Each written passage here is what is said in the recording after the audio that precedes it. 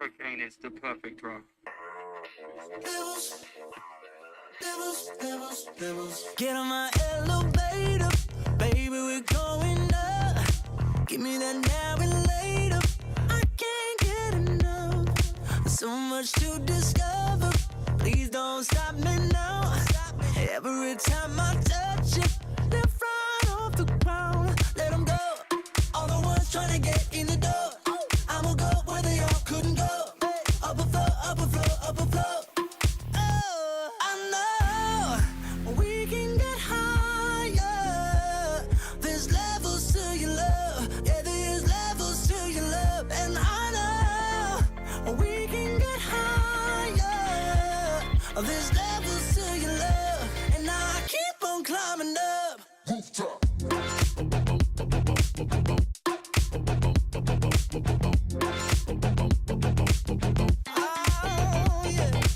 Walking up on the ceiling, dancing up on the wall. You and that drug you're dealing should be against the law. All of this heat keep rising, make you stop, drop, and roll. I'm bottling up that lightning, supernatural. Let them go, all the ones trying to get in the door. I'ma go where they all couldn't go. Up a floor, up a floor, up a floor. Yeah, I know we can get higher. There's levels to your love. Yeah, there's levels to your love. And I know we can get higher. There's levels to your love. And I keep on climbing up.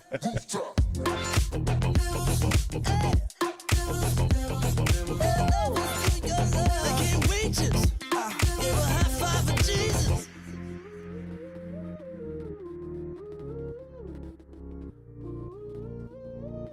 Yeah, and I know we can get higher.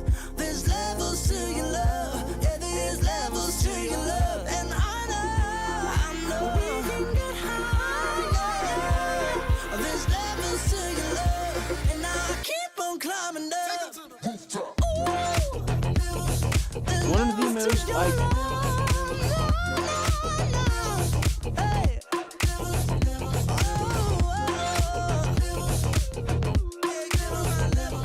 There's levels to your love, and I keep on climbing up.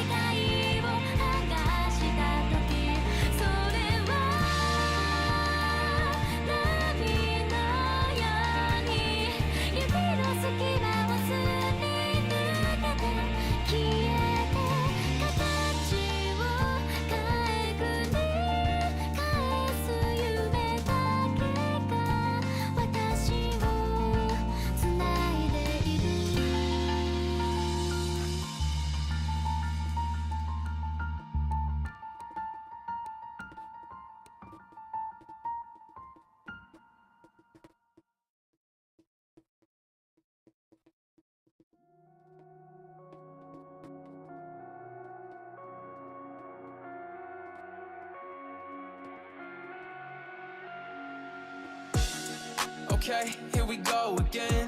I think I like you just a little more than friends. I know I've been so nervous. When I'm with you, it feels so perfect. You build me up and then tear me down. You pull me under until I drown. I swear you're kinda like a drug. I'm craving my fix, I can never get enough. I think I'm losing my mind when you're not around me. Hold up, rewind, knock me off of my feet. I love how you make me crave you. Nothing comes close, I can never replace you. You turn my rainy days to sunshine. You're my light inside the dark. My heart is beating way too fast. I really wanna make this last. So, hey boy, can you come a little closer? Love you even more when you're bending me over. Don't be shy. Look me in my eyes. I can get this kind of feeling from just any other. Welcome to the stream. Hey boy, can you go a little rougher? Space is fake. You can make me suffer. Damn, I love it, but I hate it when you go. Stay a little longer, make me curl my toes again. Oh, you make it hard to I'm gonna eat a couple of my donuts. breathe to me. Don't stop, you just hit my spot. Oh, they're all Give weird. me everything you got. Oops, I got way too damn horny. That's We fine. turned it That's right better. into a slutty love story. Sucking him off till the sun comes up. Now he's gripping my cock, thinking about tonight. Fine. Know it. Fine. Show you, baby, Let me have a donut. like I owe you. Then I'll take a shot. We can do it fast. I don't really care. I just really want it in Wow, our my child is right now. born. So pound it until I'm leaking. There's no safe words in this bed. I'm all yours and you're all mine. So give me what's between your thighs. Hey boy, can you come a little closer? Love you even more when you're bending me over. Don't be shy. Look me in my eyes. I can get this kind of feeling from just any other guy. I said, hey boy, can you go a little rougher? We can get sweaty. You can make Keto is after I finish all the donuts. but I hate it when you go. Stay a little longer, make me curl my toes again. Oh, you make it hard to breathe. When Oh you're no. inside of me, don't stop, you just hit my spot now. Give me everything you got. Don't you ever leave me. Guys, I know rice isn't keto. Screaming, you're everything I want and need. We're not on keto yet. We're waiting until we finish all the food I made the other day. And then I will be on keto. Those allegations are salacious and false. Oh, this one's really fucked up.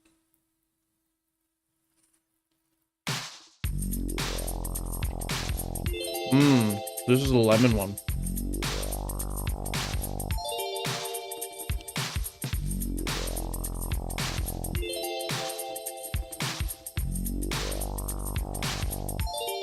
Honestly,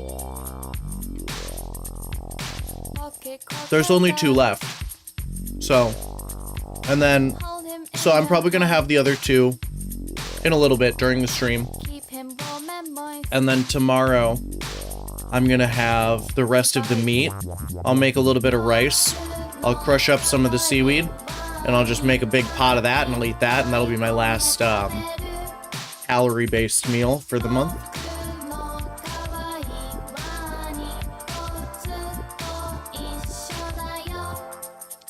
And then I'll only eat between the hours of like noon and 10 p.m. and then we're golden.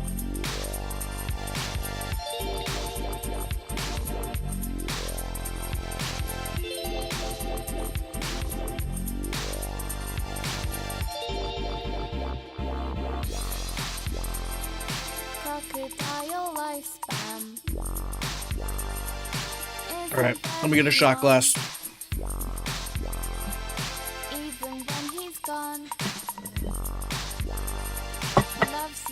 Bro, it's only the 2nd day of February. It's the 2nd day of February. I'm also still eating way less than I normally do.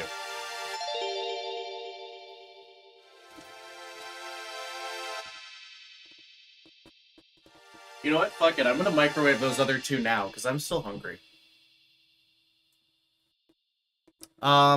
Yeah, I gotta text him about that. If he's gonna come over, like, in the next couple days, then we'll see.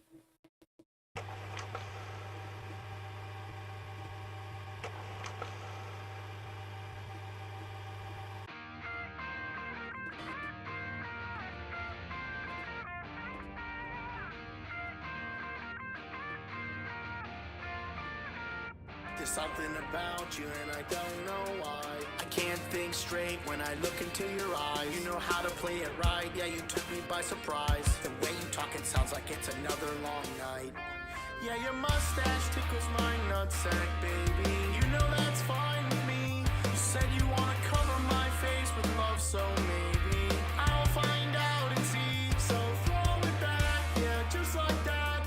You know just how to do it, that ass is fat. Yeah, we could go fast, we could take it slow. Got you calling on my back, I'm your little bo-oh. He spreads my cheeks and he makes me scream. He's my number one daddy, gonna make him cream inside of me. Just keep riding me. When I'm slipping it down, it's my favorite sound. You let out a little moan, what a beautiful tone, so softly. Just keep riding me. So let's go talk about it. You look so sexy when your hands are wrapped around it. Flip me over, be my meetup while you pound it. While you pound it. You got away with your words and a big fat cock. And I don't care if it hurts, no, don't you stop. I know I've been a bad boy, tonight you're top. So let's just do what we do, I like the way that you move. I'll be your king and your queen, whatever you want me to be. It doesn't matter to me, just keep on fucking me deep. Yeah, baby, let's make a movie and let's make it juicy. I've been waiting for long enough. It's time, he spreads my cheeks and he makes me scream. He's my number one daddy, gonna make Wow. Wow, you guys are so mean. just keep riding me. I'm so nice to you, and this is how I'm repaid every day. Well, that's not true. I'm not always so nice to you. I did literally end a stream after half an hour so I could go get dick yesterday. Yeah, but, you know, it's a give and take. We have a love-hate relationship. Just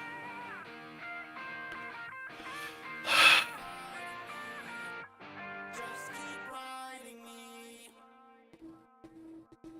You know how just to fuck.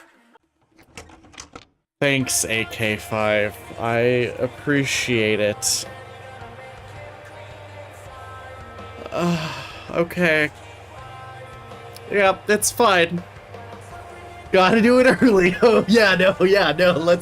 We'll start the stream with the derailing of the stream. Let's do that.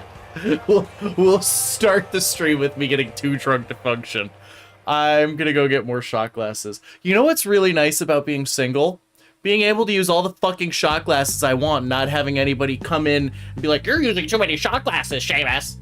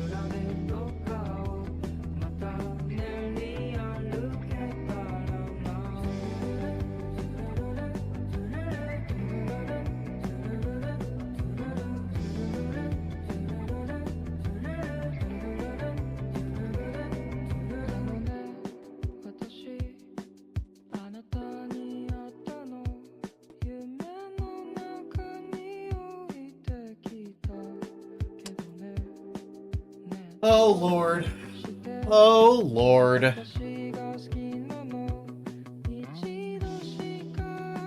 AK, why would you do that? Why would you acquire his phone number and attempt to call him this weekend? Like, just what's your agenda?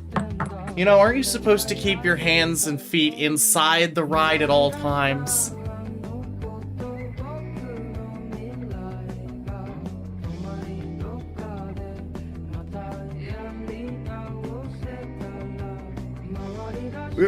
Why do you think they call me the son of Uncle Sam? I still gotta make my big ball sex addicts edit, honestly.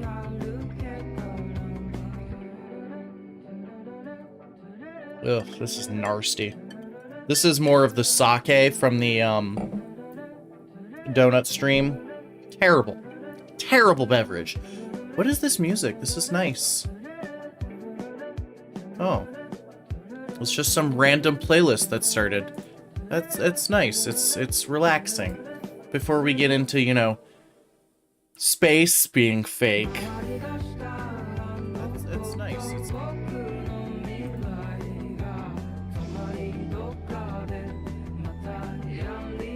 Ah. That makes sense. You should, well, did you already tell Zach Knight about him? Listen, Stefan, how many times have I been drunk on Malort? Do you think that's ever been a good experience?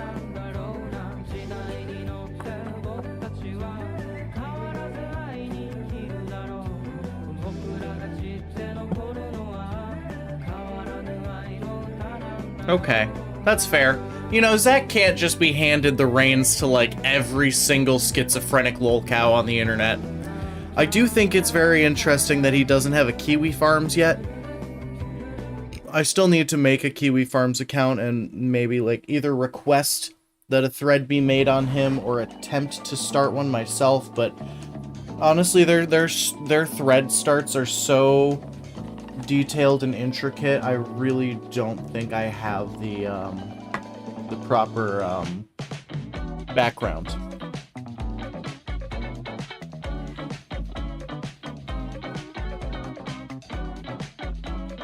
Like, say what you want about Kiwi Farms being bad for him or for people or whatever, but their fucking their shit is detailed as fuck. I should interview him. You think I should interview him?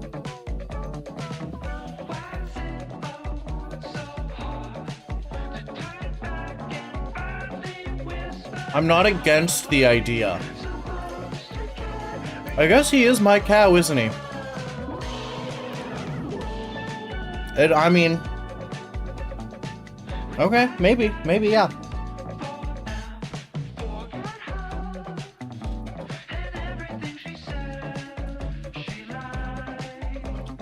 I don't want to be Tony's Zach Knight. That's exhausting.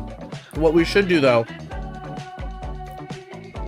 I'll make a little channel in the Discord server tonight for, like, questions to ask Tony Chase, and I want them all to be, like, in character, as if everything he's saying is, like, true and real. And then, maybe we'll get in touch for an interview.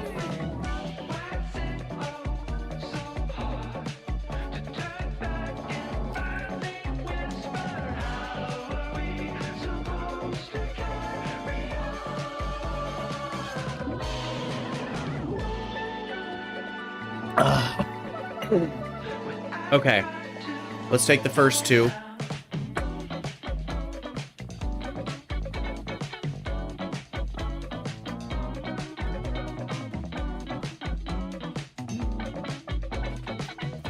Excellent, excellent. Just checking my phone, you know.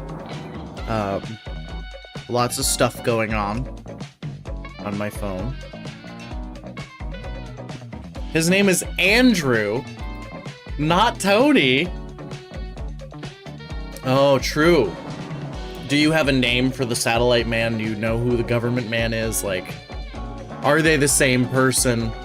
Very good questions. Very good questions. Why is Chinese spy balloon trending right now? Is there a Chinese spy balloon right now?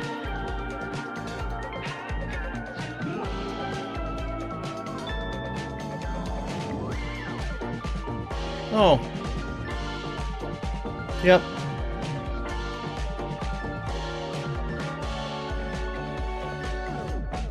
There sure is a Chinese spy balloon. I love that. Wow. Nuke China. Oh, his name is Mark Ray. Okay. First shot. Cheers.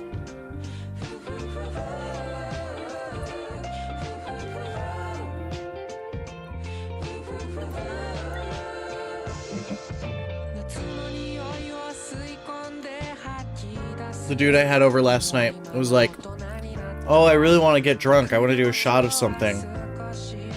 And I forgot I had that little bottle of Sailor Jerry. So I was like, well, all I've got is Malort, bro. And he's like, what's that? I've never had it.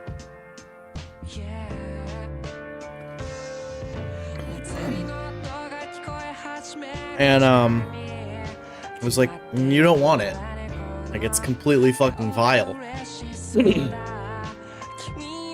Well, I did Adams. I'll do 4 total, and then you'll have 2 to throw at me later. It's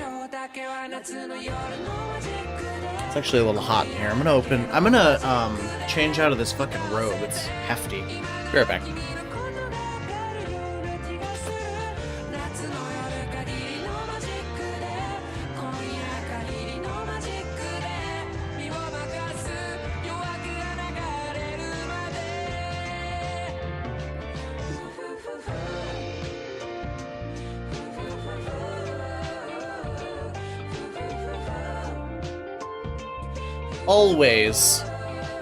Always keep a backup streaming shirt in the hallway.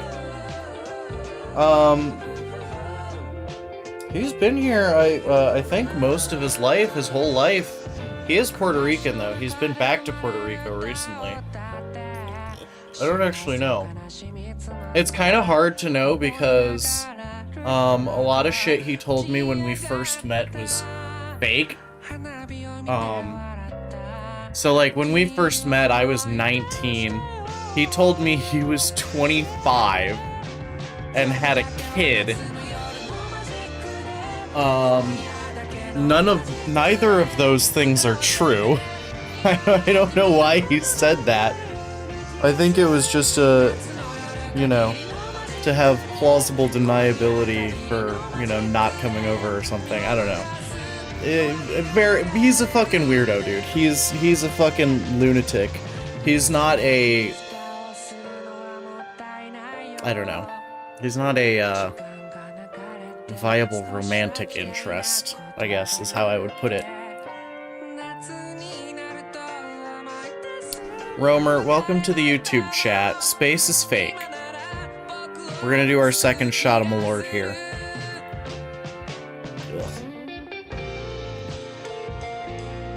Cheers, everybody.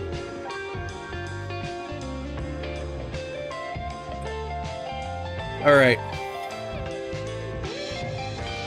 Bro, he's so cute. He's so fucking cute.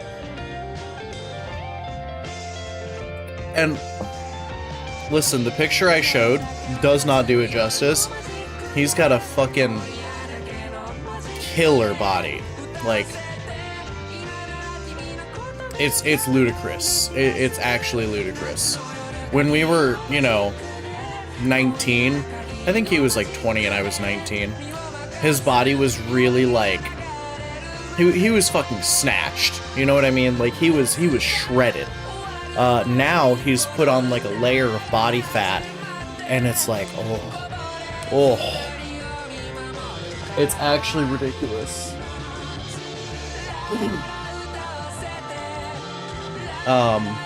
Yes. Anyway, let's start the stream, and I'll take 2 more shots as we go. I'm gonna turn the music off. Alright, Romer, catch you on the next one. Okay, so, oh, Jesus, big chat.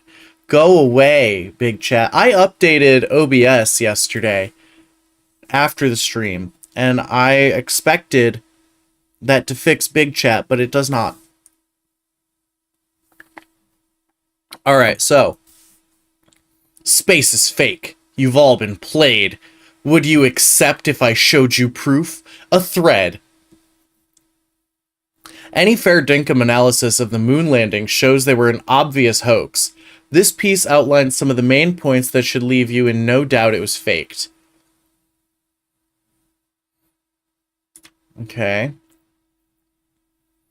We don't have the technology to do that anymore. We used to, but we destroyed that technology, and it's a painful process to build it back again. When they say that, I think they mean, like, the specific launchers and landers and shit.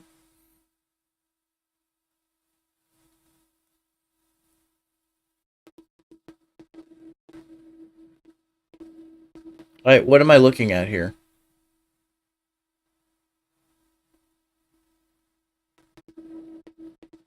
What am I actually, like, looking at? Like, these are kind of fucked up looking. But I'm assuming those are just, like, reflective panels for heat, you know? Okay, this is just a meme.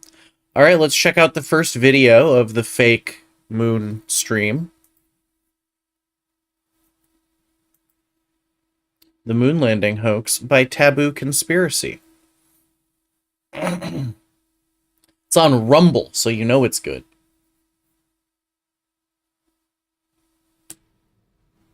But romanticized nostalgia is not... Oh my god, this is 40 minutes long. So tenaciously, often even angrily, to what is essentially the adult version of Santa Claus, the Easter Bunny, and the Tooth Fairy.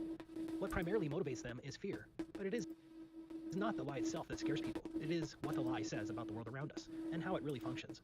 For if NASA was able to pull This sounds really quiet. before the entire world, and then keep that lie in There place you for go. 4 decades, what does that say about the I control fixed of it. the information we receive? What does that say about the media, and the scientific community, and the educational community, and all the other institutions we depend on to tell us the truth?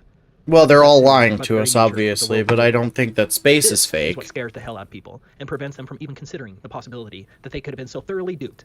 It's not being lied to about the moon landings that people have a problem with. It is the realization that comes with that revelation. If they could lie about that, they could lie about anything. Dave McGowan, wagging the moon doggy.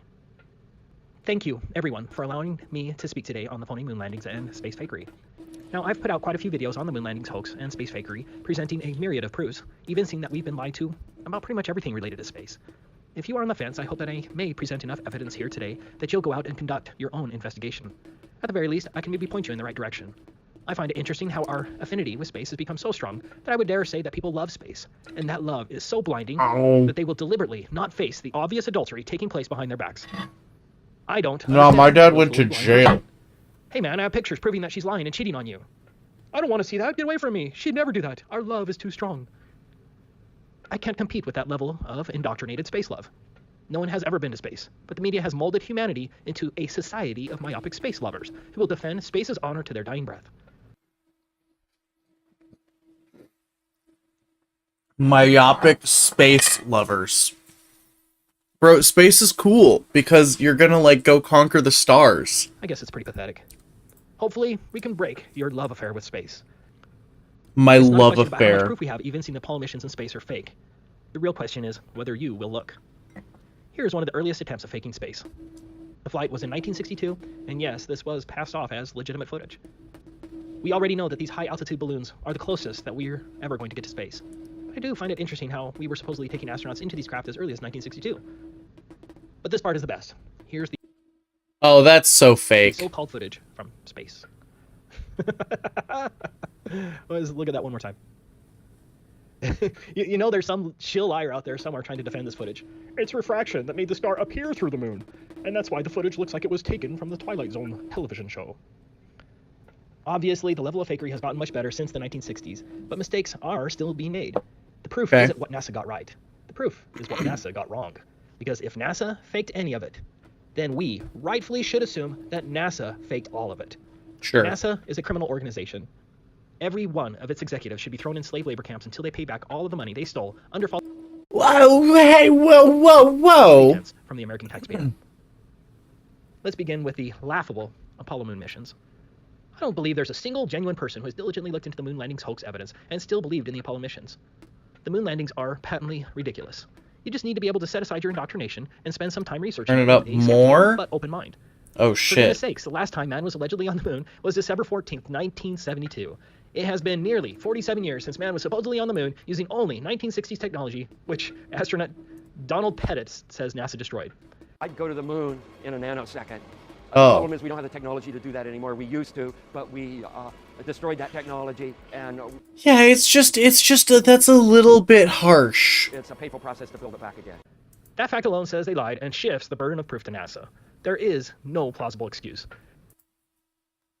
No, Listen, I think it's really stupid that they say that they lost the technology when what they mean to say is we deconstructed the specific craft used and it would cost us a lot of money to build them again. That would be a much better phrasing. NASA steals $59.7 million per day from the American taxpayer. They certainly have enough money to repeat what was already done back in 1969.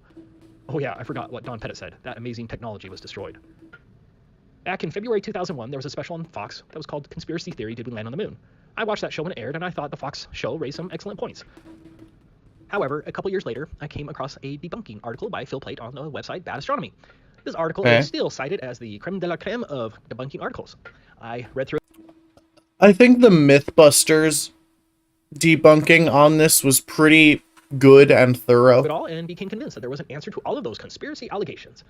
At least that's what I hoped. At that time, Phil Plait was my hero. He saved me from the crazy moon landing conspiracy theorists. From that time, we saw many other so-called debunking experts rise up, like Mythbusters, Snopes.com, Metabunk, Popular Science, and many more. I mean, who can doubt the sincerity of the Mythbusters, Jamie and Adam, right? Damn liars. But let me get back to my story. For several years, I was one of those pompous people who scoffed at moon landing deniers because I read that article from Phil Plait. Then one day, another lawyer recommended that I read a series of articles on the fossil. Why is the cooking stream only 780p?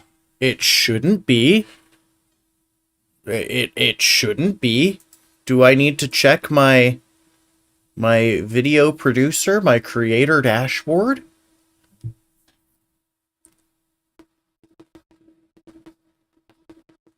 Let's see.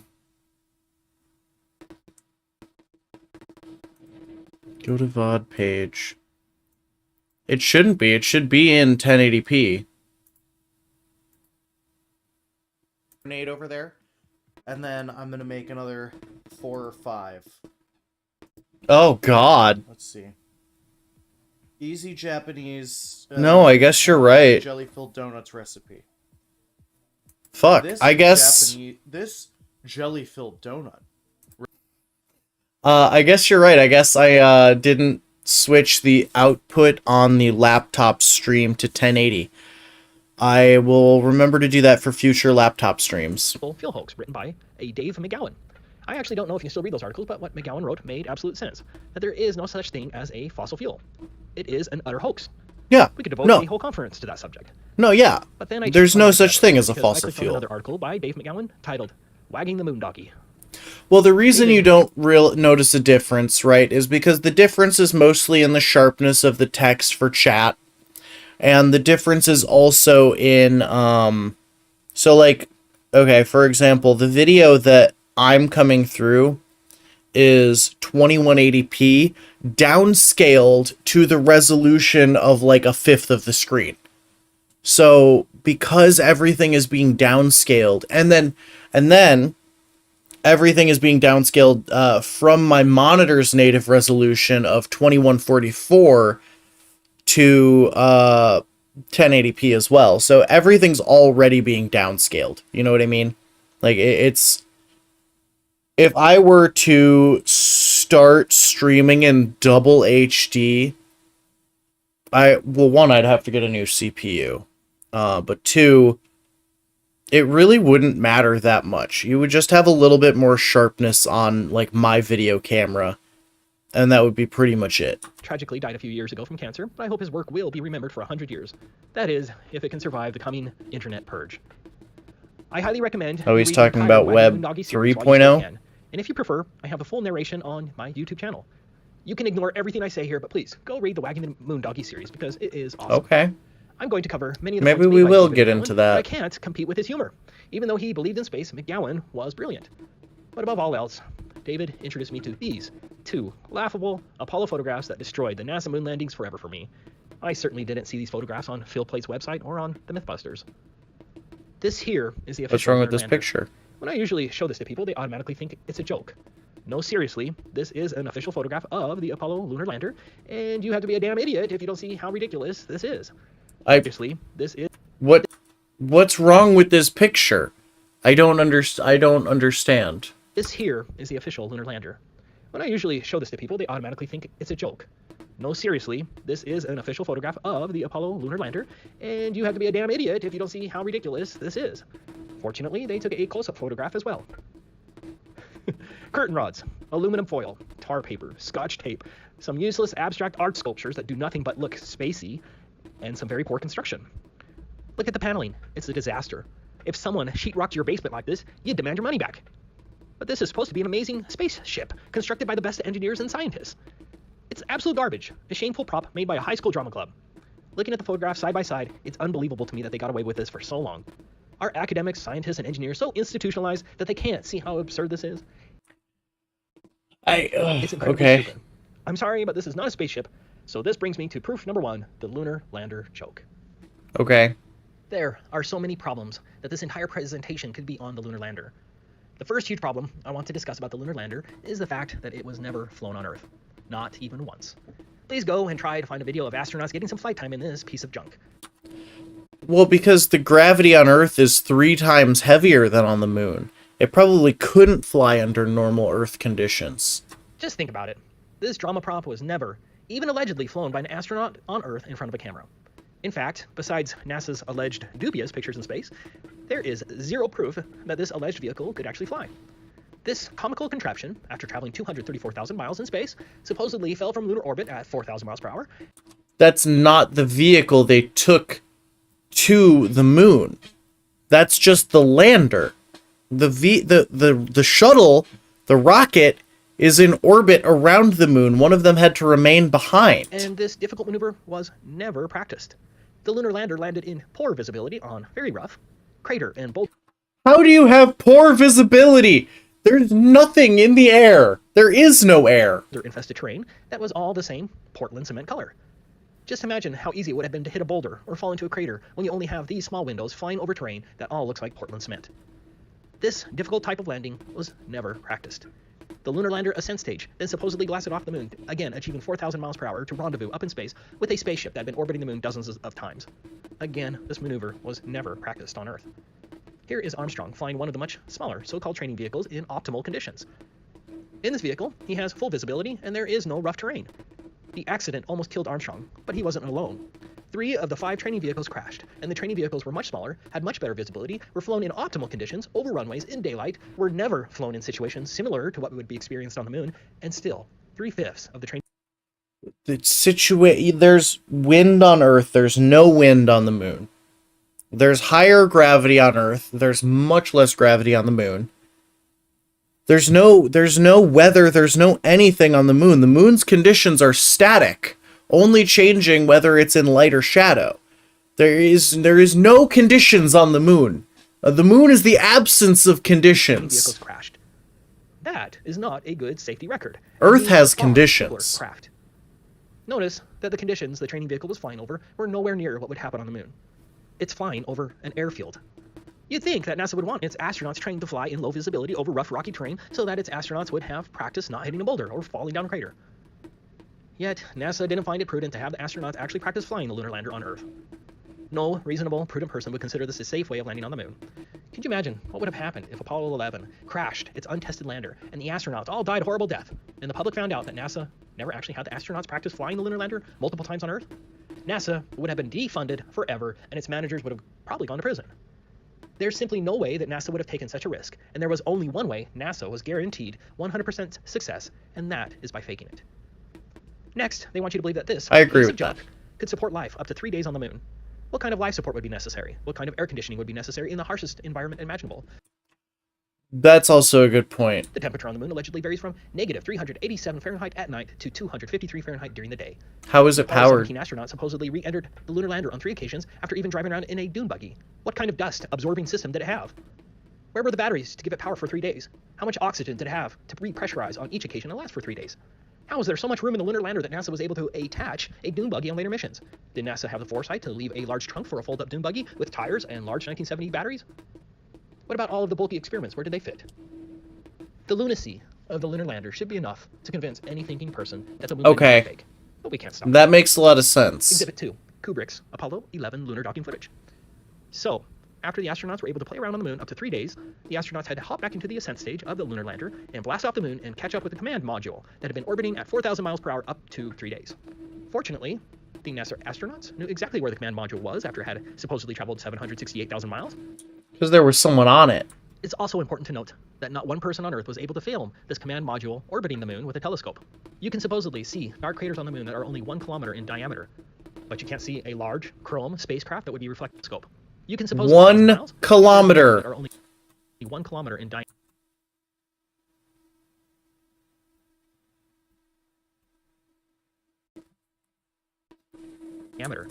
But you can't see a large chrome spacecraft that would be reflecting sunlight like a mirror orbiting the moon dozens of times.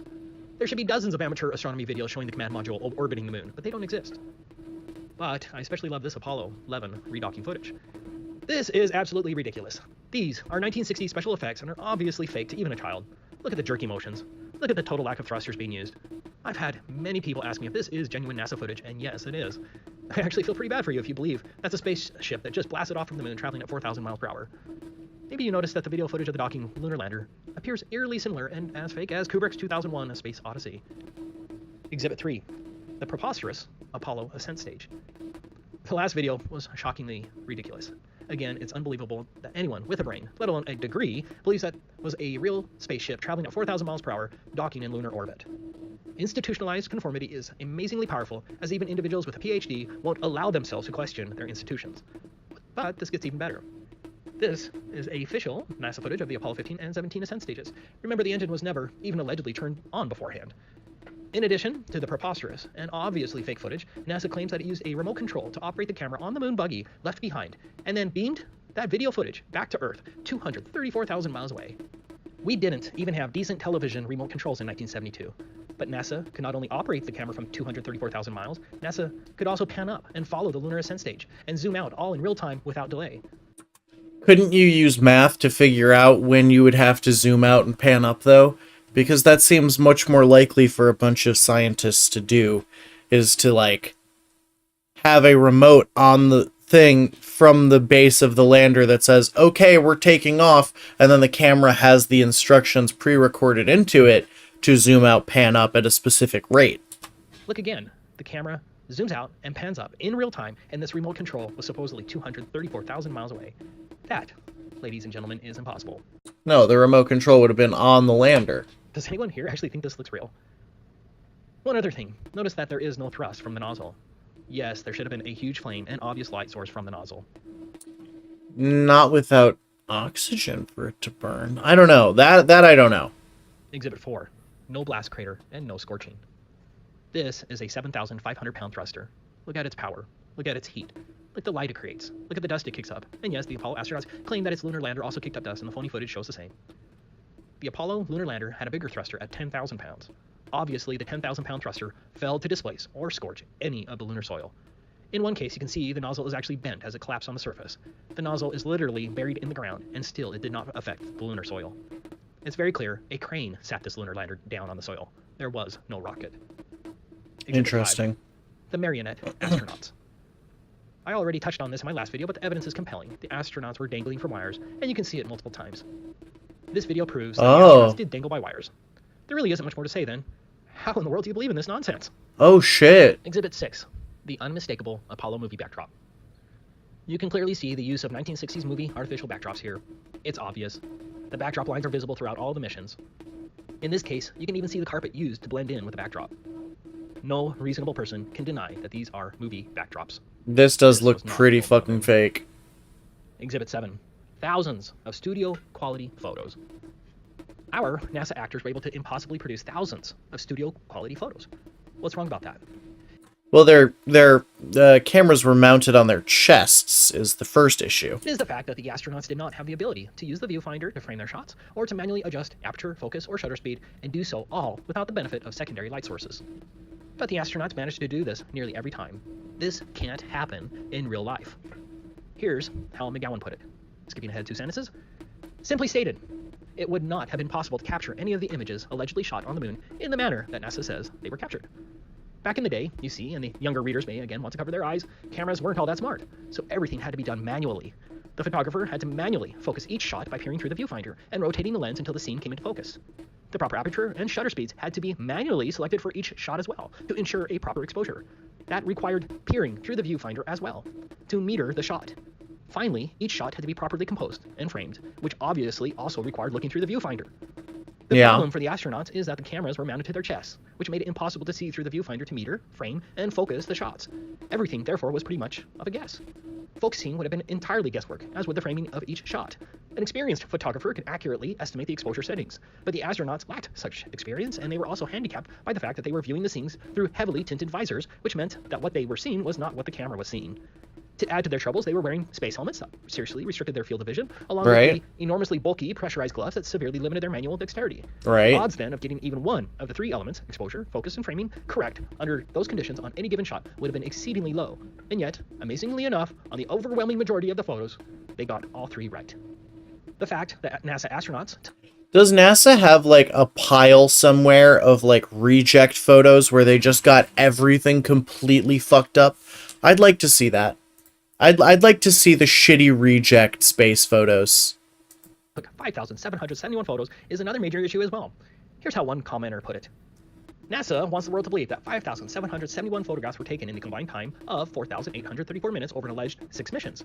This equates to Apollo 11, 1 photo every 15 seconds, Apollo 12, 1 photo every 27 seconds, Apollo 14, 1 photo every 62 seconds, Apollo 15, 1 photo every 44 seconds, Apollo 16, 1 photo every 29 seconds, Apollo 17, 1 photo every 26 seconds.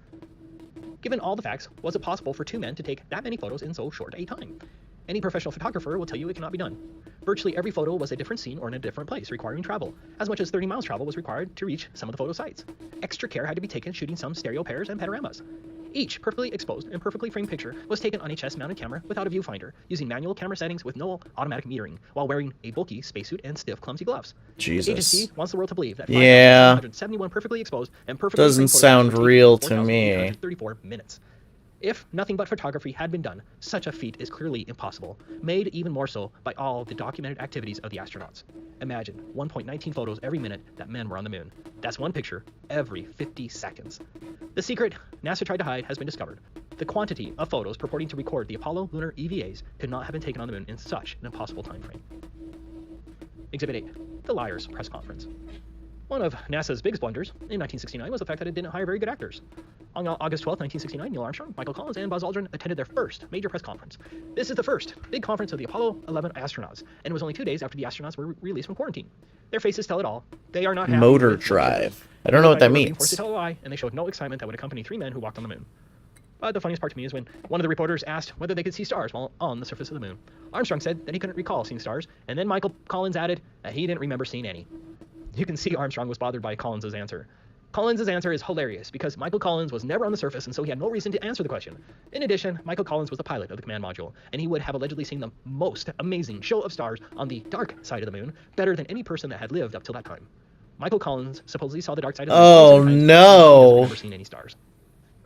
Exhibit 9, the ridiculous lunar rover. First, how in the world did NASA plan for a fold-up dune buggy to attach only on the later Apollo flights? The lunar rover was only used on Apollo 15, 16, and 17. Are we to believe that NASA left a big trunk for a fold-up dune buggy in the designs of the lunar lander? It had wheels, it had batteries, it had seats, a satellite dish, and other components in addition to the frame. That's not something that you fit in your luggage. Next, the fold-up dune buggy was on one side of the craft. Was it not a concern for NASA to test fly the lunar lander with extra weight on one side of the craft? Of course, NASA never thought it necessary to perform even one test flight.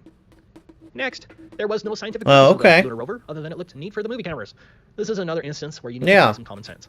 Maybe a lot of the photos are just very, very similar. Unreasonable and reckless risk that one of its astronauts would get injured, jostled, cause a malfunction in one of the packs, or break down. How easy would it have been for an astronaut to hit a rock and cause a part of his suit to malfunction, or for the astronaut to get thrown from the vehicle? What if the vehicle broke down after hitting a rock covered in dust? This wasn't a minor risk, as is clearly seen in the photographs. The astronauts had poor visibility and were cruising around in conditions like these, where even the smallest problem could kill the astronaut. There's simply no way that the reckless lunar rover would have happened. What's even more funny about the lunar rover is the fact that it really looks like it was just a remote-controlled car with an action figure. The astronaut never moves from his uncomfortable position. But even more damning is the fact he's that moving his the rover hands. didn't produce tracks in strange ways. Here is a sampling of photographs of the strange and missing rover tracks. That is kind of weird. Exhibit 10, proof of secondary light sources. Of course, NASA could have easily filmed the Apollo movies with just one light source. This photo has NASA been needed debunked. those thousands of studio quality photos, and so NASA did use other light sources. Mythbusters tried to deceive its audience by busting this photograph by using a grainy, darkened version, and still failed to create the lighted astronaut as depicted in the demonstration. I changed out the darkened NASA photo used by Mythbusters and replaced it with the NASA original. Do you see the huge difference? Now, Oh. compare the original NASA photo with Well, the I guess Mythbusters photo. not. Mythbusters He's certainly debunking the did not bust this debunking. argument whatsoever, and Mythbusters lied about it. But what's more telling is what Mythbusters ignored, and that's this photograph. This one photograph proves the entire Apollo mission's false, as it is 100% impossible for that astronaut to be lit up like that on the shaded side of the lunar lander without additional light sources. Oh, yeah. Exhibit 11, the tinfoil thin lander. According to McGowan, another curious fact that first on the moon made note of was that, according to Harold Loden, Apollo 11 mission controller, the skin on the crew cabin of the lunar module was very thin, and that was all done because of weight savings. Another talking head added that if you really took your finger and poked hard at it, you could poke right through the outer skin of the spacecraft. It was about the thickness of 2 layers of aluminum foil. Project manager Thomas Kelly concurred, noting that the skin, the aluminum alloy skin of the crew compartment, was about 12/1000ths of an inch thick. That's equivalent to about 3 layers of Reynolds wrap that you would use in your kitchen. Astronaut Lavelle stated, "Whenever I saw a model of the lunar module, it had these rigid sides, and it really looked strong. Turns out that external portions of the lunar module are made up of mylar and cellophane, and it's put together with scotch tape and staples. We'd had to have pads on the floor, because if you dropped a screwdriver, it would go right through the floor." And astronauts lived in this for days with multiple repressurizations, and merely dropping a screwdriver would kill them. As pointed out by David McGowan, the lunar lander actually failed the If you dropped a screwdriver in Earth gravity. Grumman pressure test, which blew out a window, and no one seemed to care as no design changes were ever made. Come on. Exhibit 12, the inverse square law of light. I think it was maybe Jeranism or Globebusters or both who first mentioned this, but this is a terrific proof of the fake moon landings, and it deals with how much illumination there would have been on the lunar surface according to the heliocentric model. The inverse square law describes the intensity of light at different distances from a light source. Every light source is different, but the intensity changes in the same way, meaning this is a law for all light sources. The intensity of light is inversely proportional to the square of the distance. This means that as the All right, we're distance gonna take from a light another source shot. increases, the intensity of light is equal to a value multiplied by 1 divided by d squared. Here are the simple equations. As an example, if you place a 100 lumen bulb in a floodlight that shines on only 1 square meter of surface, that surface will be lit at 100 lux. However, if you back the floodlight away to shine on 4 square meters, the surface is now lit with 25 lux. Okay. The full moon, which is supposed to be reflecting sunlight, has an illuminance up to 1 lux on the Earth's surface. That's not substantial, but a full moon has enough illuminance to read from it here on Earth.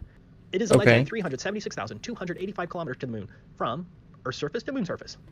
Let's assume our Apollo astronaut is 0.01 kilometers or 1 meter above the surface of the moon. We now plug the numbers into our inverse square law equation to find the intensity of the moonlight at the surface, solving for intensity at distance 2. I have the numbers on the printout, but you can see for yourself the problem. Sunlight has an illuminance up to 128,000 lux on Earth. That's pretty bright. That's as bright as it gets. Assuming my math and figures are right, applying the inverse Sunlight has a luminance of 128 lux. Wait.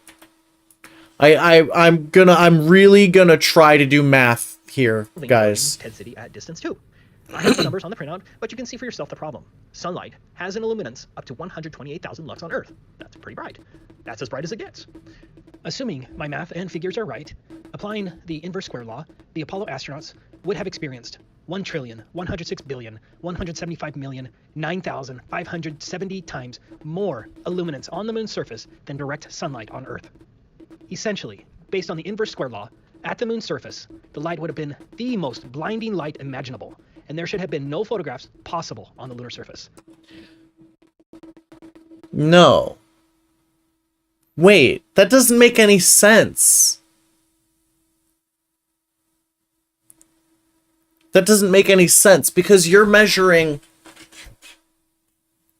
the reflection of sunlight off the moon. You're not measuring the sunlight from the sun hitting the moon.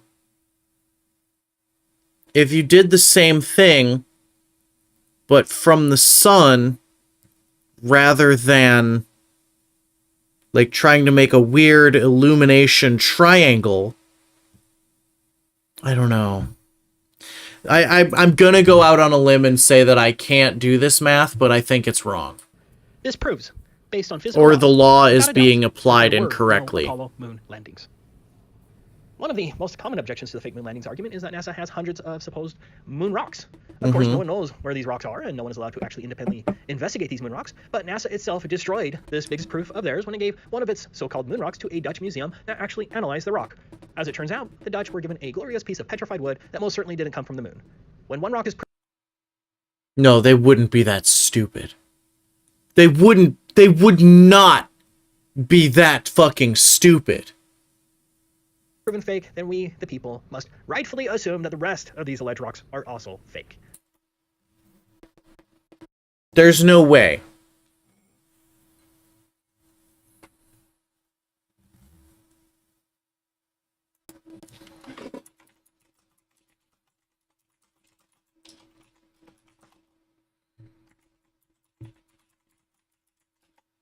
There's no fucking way that's true. Oh my god, NPR is covering this.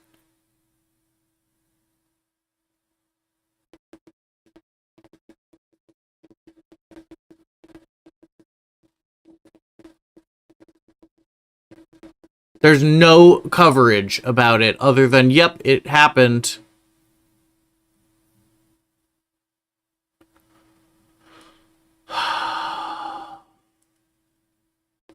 But if they gave it to them in 1969...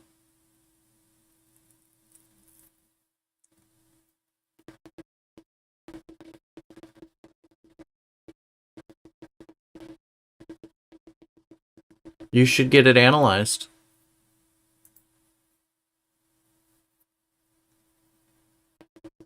Fuck off. Oh, fuck off, the Telegraph.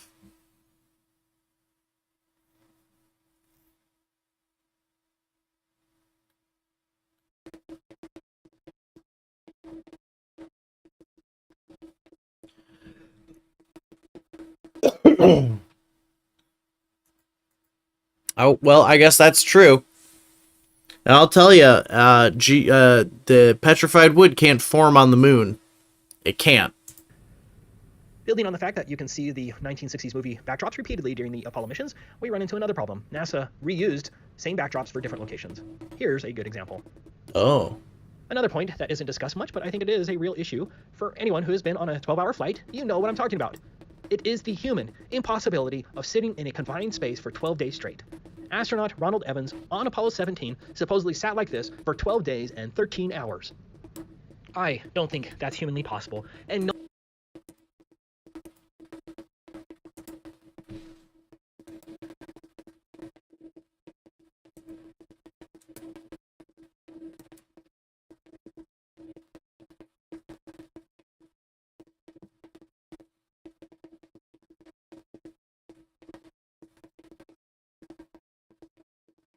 Okay.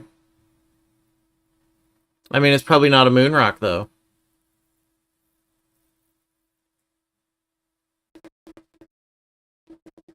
What do my rock hound eyes tell me? Utah's moon rock.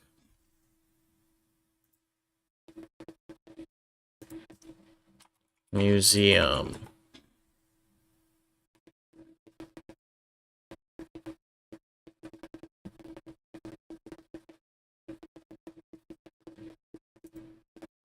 I need a picture.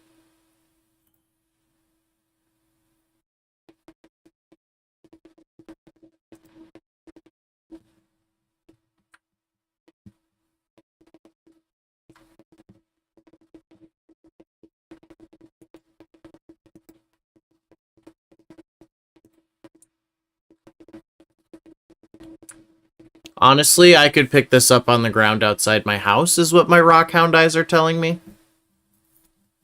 I don't know. Could be anything, honestly. It's just brown. Gray. Crackly rock. It's not terribly special looking. It doesn't have any immediately identifiable characteristics.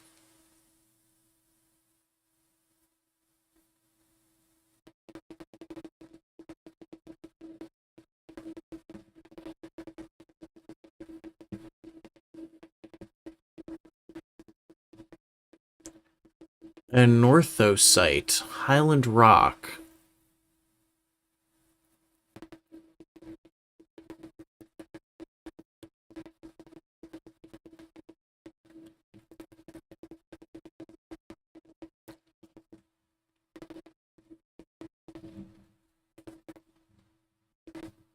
Breccia, yeah, I'm familiar with that.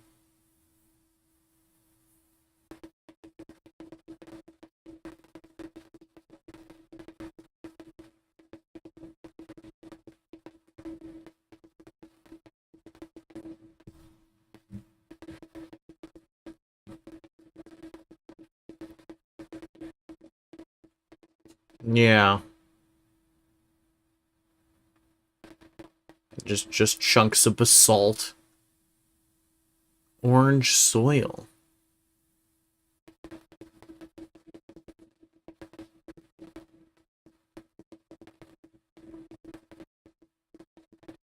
Okay. Well, I don't know. It looks like a rock to me. No one discussed this extreme torture. So that's 50% true. And you have to be It's suffering from rock. a major case of cognitive dissonance, not to see that NASA did indeed fake it all. The next question I like to ask is, what are the reasonable implications of the fake moon landings? Here are my 10 implications. First, NASA has perpetrated a tremendous fraud on the world and cannot be trusted. All NASA missions should be presumed fraudulent unless proven otherwise with overwhelming evidence. Yeah. Second, there Sure. will not be a Mars landing anytime soon, and it is right to assume that there is no rover on Mars or even satellite probes being sent throughout the solar system with obvious fake CGI images of space and the planets. Third, We all have, first and second world countries failed to reveal the big Apollo lies. We have seen people attempt to debunk the lunar landings as well, so And are controlled in some manner. All other landings by China, Japan, Russia, etc. are also likely fraudulent. Fourth, there was no big space race between the Americans and the Russians. It was fake. There was no benign reason to allegedly beat the Russians to the moon by faking the Apollo missions. The Russians were in on the deception, as evidenced by Luna 16. And if you don't know what Luna 16 was, here it is. Oh, I always have to boy. laugh at the giant penis. You can't unsee that. Sorry. where? What? Fifth, the media cannot... I always have to laugh at the This thing? giant penis. You can't unsee that. Oh no, Sorry. this one. Fifth, the media cannot be trusted, as the media incessantly praises and repeats the patent lies of NASA, continually reinforces the fraudulent moon landings, and derogatorily labels anyone who rightfully thinks otherwise a conspiracy theorist. Sixth, universities, professors, astrophysicists, engineers, major churches, police organizations, the FBI, the courts, WikiLeaks, politicians, etc., all failed to uncover the obviously faked moon landings. Yeah, but like, don't you think WikiLeaks would know? They are controlled, directly or indirectly through conformity. Humanity cannot put their trust in these pseudo-scientists and mainstream institutions. Okay. Seventh, SpaceX and every other mainstream source has failed to reveal the fake moon landings. SpaceX receives substantial funding from NASA. SpaceX even speaks of a future Mars mission. SpaceX is also likely fraudulent. Well, SpaceX There did were no fake pictures putting taken that from car during in the Apollo missions, space, including the so... famous 1972 Apollo, the blue marble photograph. Ninth, governments and their lying lackeys and shills can get away with big effing lies. Finally, every thinking independent person should now question all government and academic claims of space, the nature of the universe, the solar system, satellites, the Hubble telescope, Yeah, the space shuttle, the it was ISS, done on and even a the set. fundamental shape They of the did Earth. not launch a Skepticism Tesla with a is the guy only in it reasonable position, into not space. conformity. Yes, the space fakery has continued since the Apollo missions. There are so many examples of space fakery now that it is hard to choose which ones to share. I think my favorite one is this augmented reality fail, as the ISS astronaut on the left grabs nothing from the other astronaut and sets nothing down. I love the guy in the background that is zooming around here on a harness, back and forth. This wasn't a good day for NASA. And I think I just caught a new mistake. Maybe someone else has already pointed it out, but do you remember this disappearing astronaut? It's a continual shot, and so the naysayers can't claim that it's just splicing two clips together. But here's a similar one, just not as obvious. Do you see how his foot becomes see-through? Anyways, Wait. I could go on for days. This here on a harness, back and forth. Left, grabs nothing from the other astronaut. Is which ones to share. I think my favorite one is this augmented reality fail, as the ISS astronaut on the left grabs nothing from the other astronaut and sets nothing down. I love the guy in the background that is zooming around here on a harness, back and forth. This wasn't a good day for NASA. And I think I just caught a new mistake. Maybe someone else has already pointed it out, but do you remember this disappearing astronaut?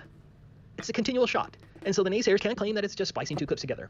But here's a similar one, just not as obvious. Augmented reality just means that, like, the astronauts are looking at something that's not actually there and pretending it's there. Do you see how his foot becomes see-through?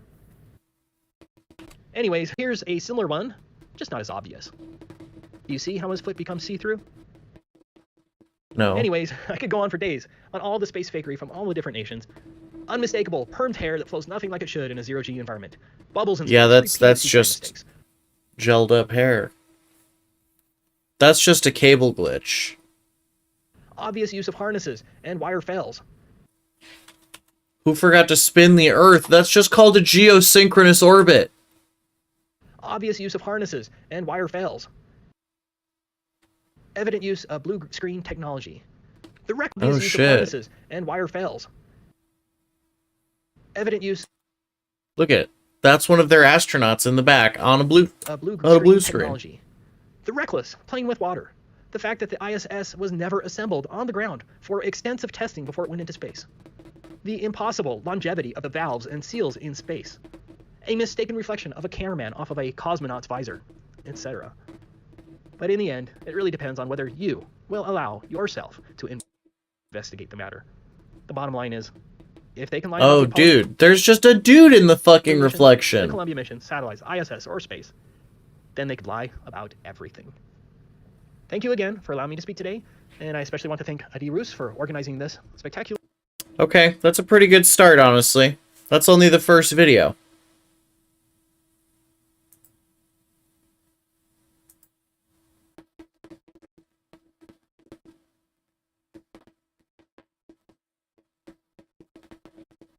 I really hope I don't wind up believing space is fake after all this. I kind of like space, guys. I think space is cool. Oh, this is a space dude documentary. Thieves, Hey, what's going on, Joe? I need a good lie. Oh, okay. How about the whole man walking on the moon thing, you know? you can see the strings, people. Oh, Phoebe. You know what? Cheers, everybody. This one's for Phoebe, with her big, chunky statement crystal necklace and her outfit that I would wear. Wow. She's really such an icon. She's just me for real. She's just like me for real. Cheers.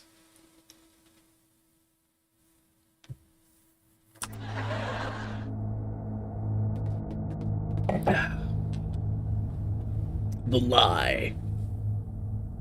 Phoebe is best girl. And anyone who says otherwise is wrong.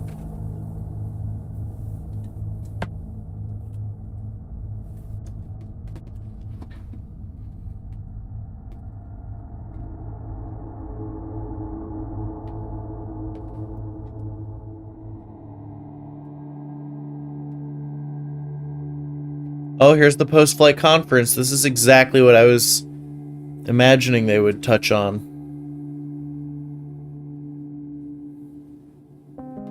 Space isn't real, Zap. Space is fake. A number of films and slides which most of you have already seen, and with the intent of pointing out some of the things that we observed on the spot, which may not be obvious to those of you who are looking at them here from the surface of Earth. The flight, as you know, started promptly, and I think that was characteristic of all the events of the flight. He didn't spell characteristic The Saturn right. gave us one magnificent ride, both into Earth orbit and on a trajectory to the moon. Trajectory to the moon. To the moon. What's wrong with the term trajectory to the moon? To the moon. The moon.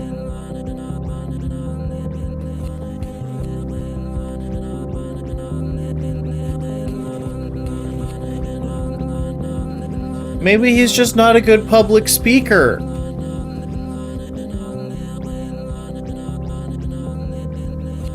It's a lie.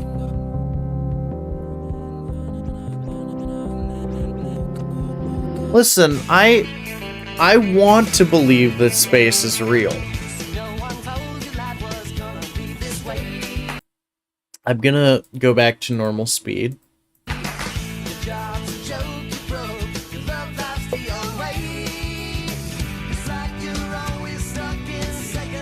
Ooh.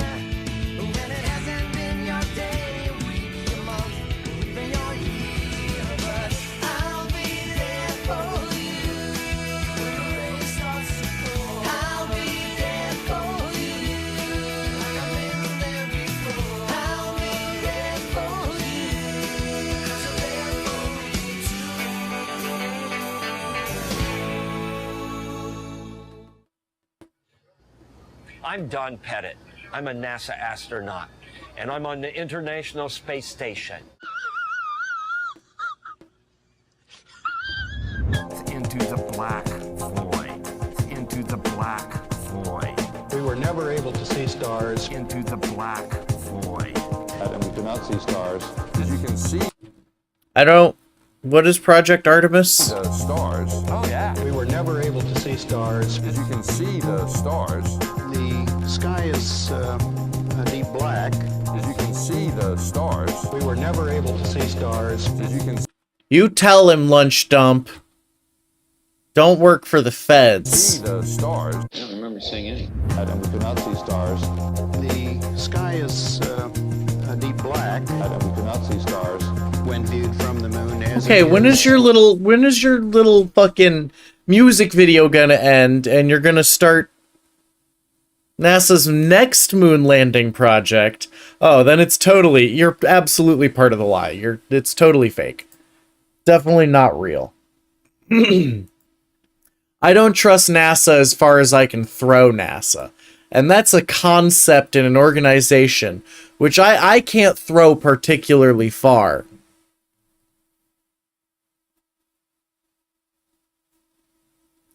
NASA will land the first woman and first person of color on the moon.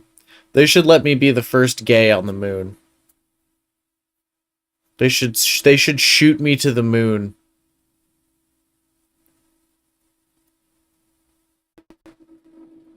Why don't they just use the most qualified person instead of specifically picking? Why does it have to... Okay, I'm not gonna go into it. Lunar space, the space between the Earth and the moon.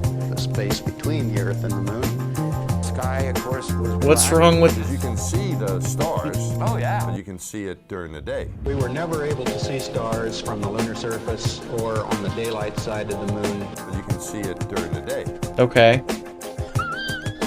When you're in space and you're looking into deep space and you're on the sun side of the orbit, the sunlight washes out all the starlight, so you can't see any stars. But you can see it during First disabled, gay, trans, paraplegic, cancer patient to land on the moon. That'll be me. That'll be me. I'll get disabled the day. and regenderized. Deep space away from the sun, it's the darkest black you can imagine. The darkest black you can imagine. Sky, of course, was black. Or you can see planets. But you can see it during the day. Yeah, you Right. can see moons. You see the gas. So we're like they're like fundamentally disagreeing with what space looks like. Forward to going back to the moon again, but not just for a visit, to settle there. I'd go to the moon in a nanosecond. The problem is we don't have the technology to do that. I have a very good reason why we shouldn't send women to the moon.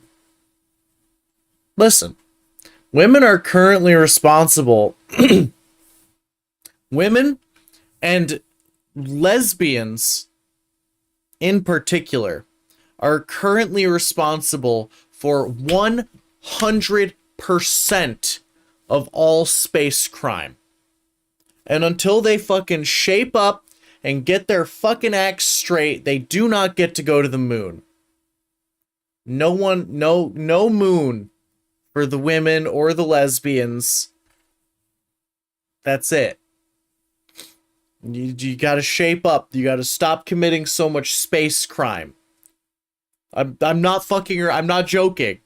All crime currently ever committed in space was committed by a lesbian woman. Anymore, we used to. Space.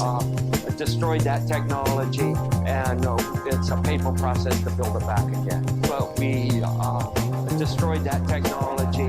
Oh, that's literally cardboard. We destroyed that technology. We destroyed that technology. Discworld is actually a documentary.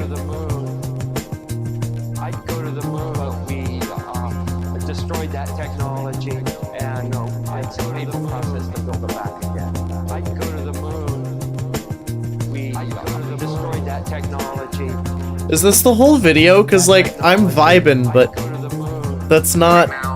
We only can fly in Earth orbit. That's the farthest that we can go. That's the farthest that we can go. And this new system that we're building is going to allow us to go beyond and hopefully take humans into the solar system to explore. So the moon, Mars, asteroids, and moons. There's a lot of destinations that we could go to. The moon, Mars, asteroids, the moon. Sky, of course, was black.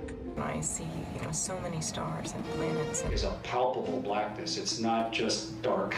It's forever. No, don't give me that NASA bullshit. And we cannot see stars. You can see the stars. Zodiacal. I give it a decade and then there'll be a McDonald's, yeah. See stars. You can see the stars. Oh, yeah.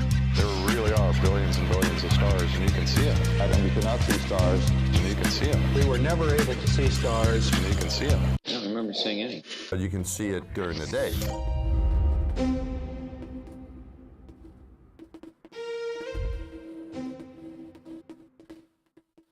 Yeah. Yeah. What happens if you get a leak on that? Then you have a leak. Retard. Then you have a leak. Retard. And then there's probably a plan, I don't know off the top of my head, but there's probably a plan for replacing the mechanism. What happens if your space capsule leaks? There's probably a plan. That should be like the first thing that you memorize. That should be like that's priority 1, my dude.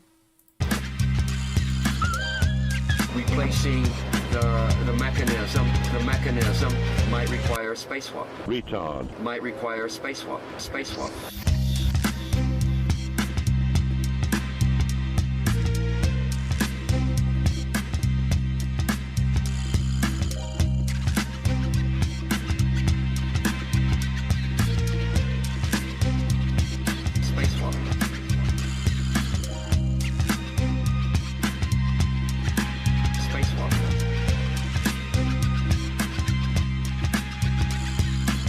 Pressurized helmets can't swivel, you're right.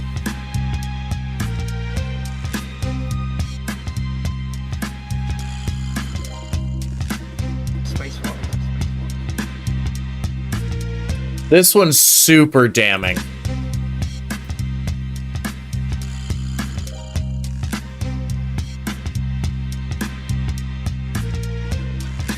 That's not an astronaut.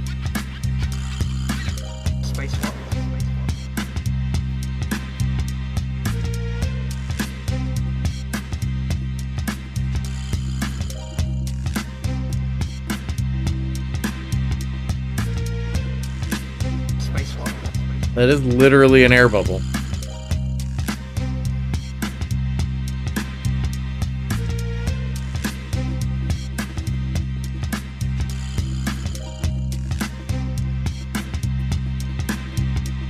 Sky, of course, was black. Sky blacker than black. You can see the Why are you pointing out Disney's Cinderella Castle? I don't... That's just a thing that's in Disneyland. Sky, of course, was black.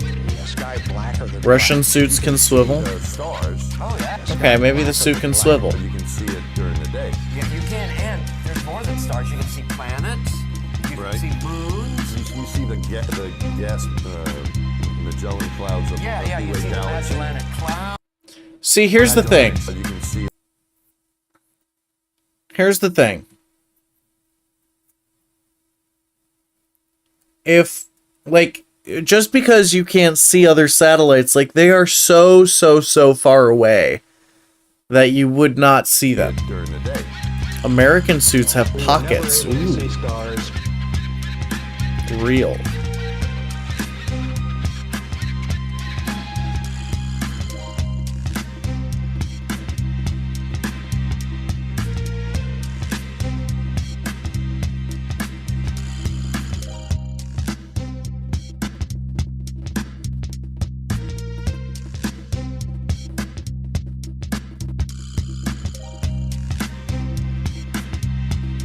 Oh. And we cannot see stars. So you can see them. Wait, literally that star just passed through the Earth's surface.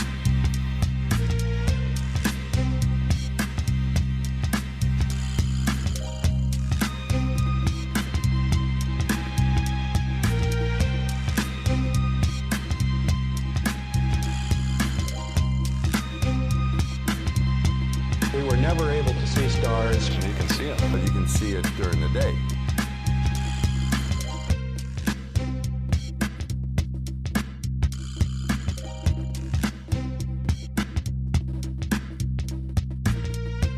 No, they're right. This is not possible.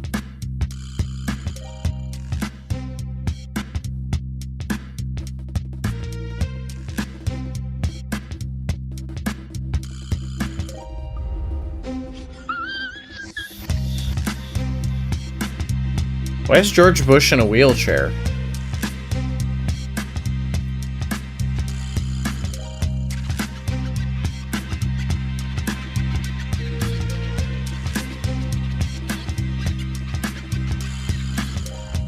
It's called real good engineering.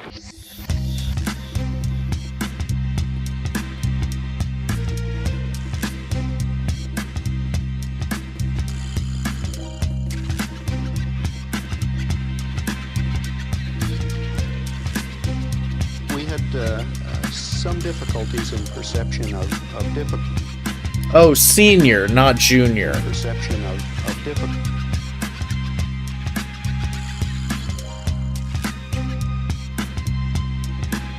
He does literally So it's fade more out. like He despawns. in water all the time, not swimming in water, because you can't pull against the air. You can't pull against the air. It doesn't. I'll show you. It won't take me anywhere. It doesn't. I just stand here. Oh, maybe I'm rotating a tiny bit. A tiny bit. You can't pull against the air. Oh, maybe I'm rotating a tiny bit. NASA bullshit. Then you have a leak. Retard. Well, no, it makes sense that him inhaling and then exhaling would not cause movement, because the inhale would cause forward movement, and then the exhale would cause backwards movement, and they would be the same amount. You know, that you're not, you can't create more force than the air you just took in, and you can't take out more air than the force you just inhaled, you know? It's physics. I did take physics in high school.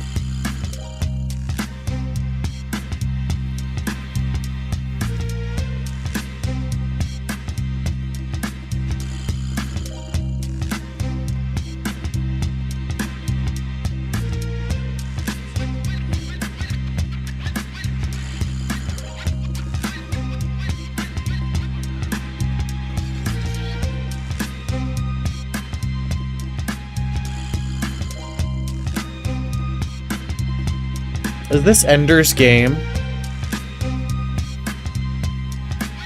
Yeah, I took a fuck ton of drugs, but I still passed physics with like a B. Я позволю себе это сделать.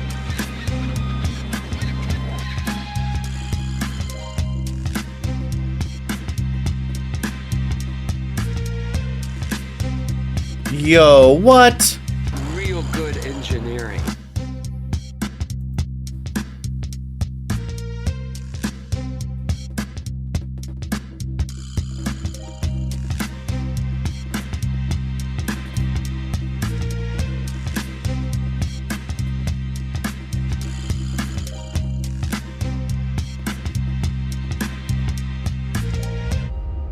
Real good engineering. And if you understand the math, if you understand the physics, it will allow you to go out and get a neat job.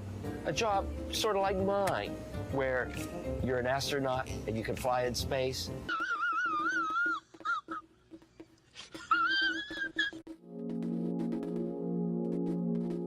I wanted to be an astronaut for a hot minute, but no.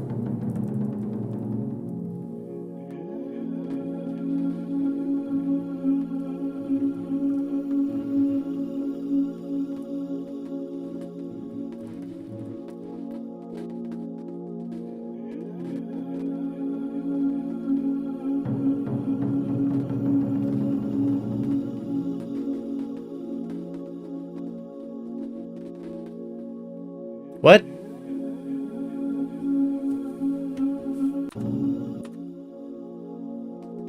Begin sustained crew expeditions to the Martian system and surface of Mars.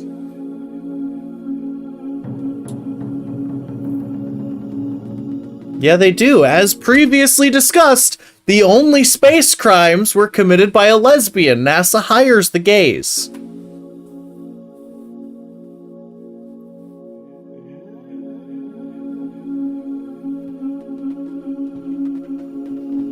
We're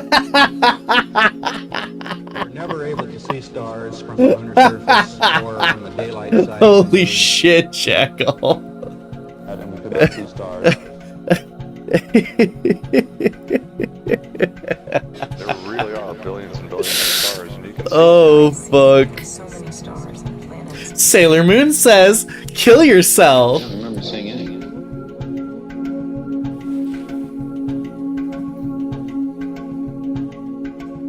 Oh, fuck. You can see the stars. Oh, yeah. You know, and pretty much all the time you can see the stars. It's not a Which is black cool void. thing. I mean, it's black. I don't think there's a lot of teenagers who don't believe in space. See it during the day. You can't end. There's more than stars. You can see planets.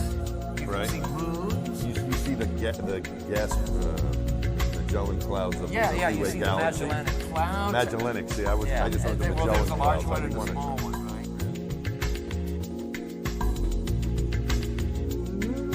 Yeah, you've been pointing out the problem all video. Oh, wake up, sheeple.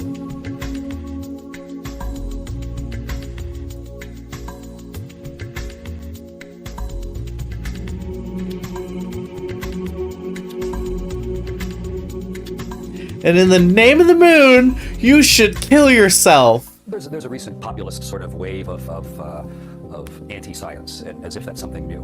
It's mostly because social media has given everybody what appears to be an equal voice. Stefan, what is that On the corner message? of Hyde Park in London, there's Speaker's Corner, and that used to be the internet, where you could go stand there and yell any stupid thing you wanted. And if people wanted to gather around and listen, that was their choice. But if you weren't interested in whatever that person was spouting, then you didn't need to listen. But now, internet has sort of turned everything into the Speaker's Corner. So you really have to just decide what are you going to listen to and what aren't you. And if someone decides Well, you're all going to listen to me. that is patently false, like if somebody says the sky is orange, you can have an argument about it if you want, but it's obviously not true. The sky is orange. Sky is orange. The sky is orange. Orange. It's obviously not true. So there's really no point in even engaging in conversation. Or if somebody says the world is flat, the world is flat. It's patently untrue. So there's no point in engaging in conversation. I have not made a determination yet. I can still believe that space is real, and also believe that NASA is faking everything for money. Nothing that has been shown to me thus far has said space is fake. Everything that has been shown to me thus far is saying NASA is faking it for money. Which I can understand. You know, that's a reasonable standpoint. It's much more reasonable to believe that a small organization of maybe 1,000 or so people is fleecing the government than it is reasonable to believe that reality is fucking fake. You know what I mean? Like, I like space. I like the idea of space. Space is cool. If space doesn't exist, we're on a flat Earth, and I really don't want to believe in the flat Earth, guys. I really fucking don't want to be a flat Earther. Like, that's like that's one of my lines in the sand. You know what I mean? I'm like, I really don't want to be there. So,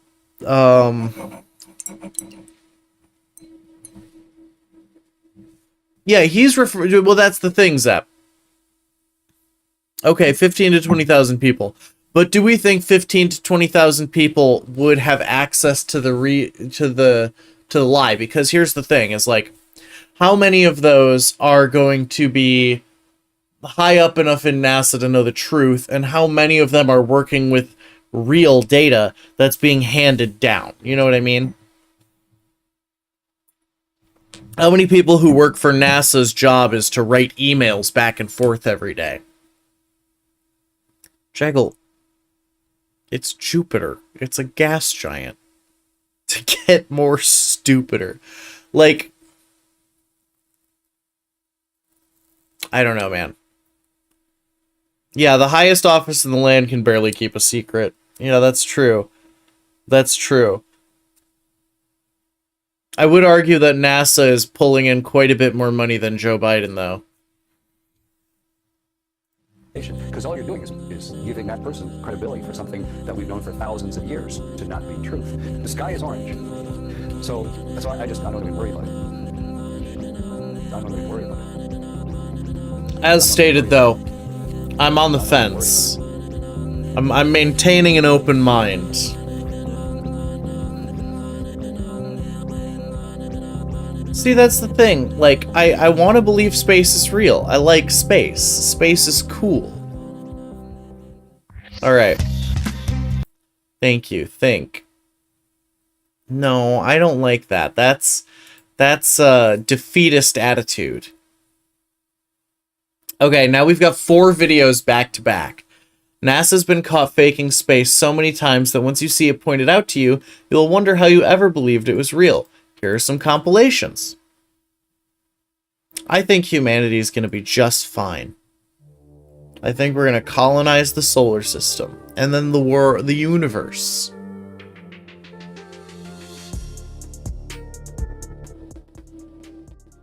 Yeah. Finding out that you've been lied to on a large scale is a very humbling experience.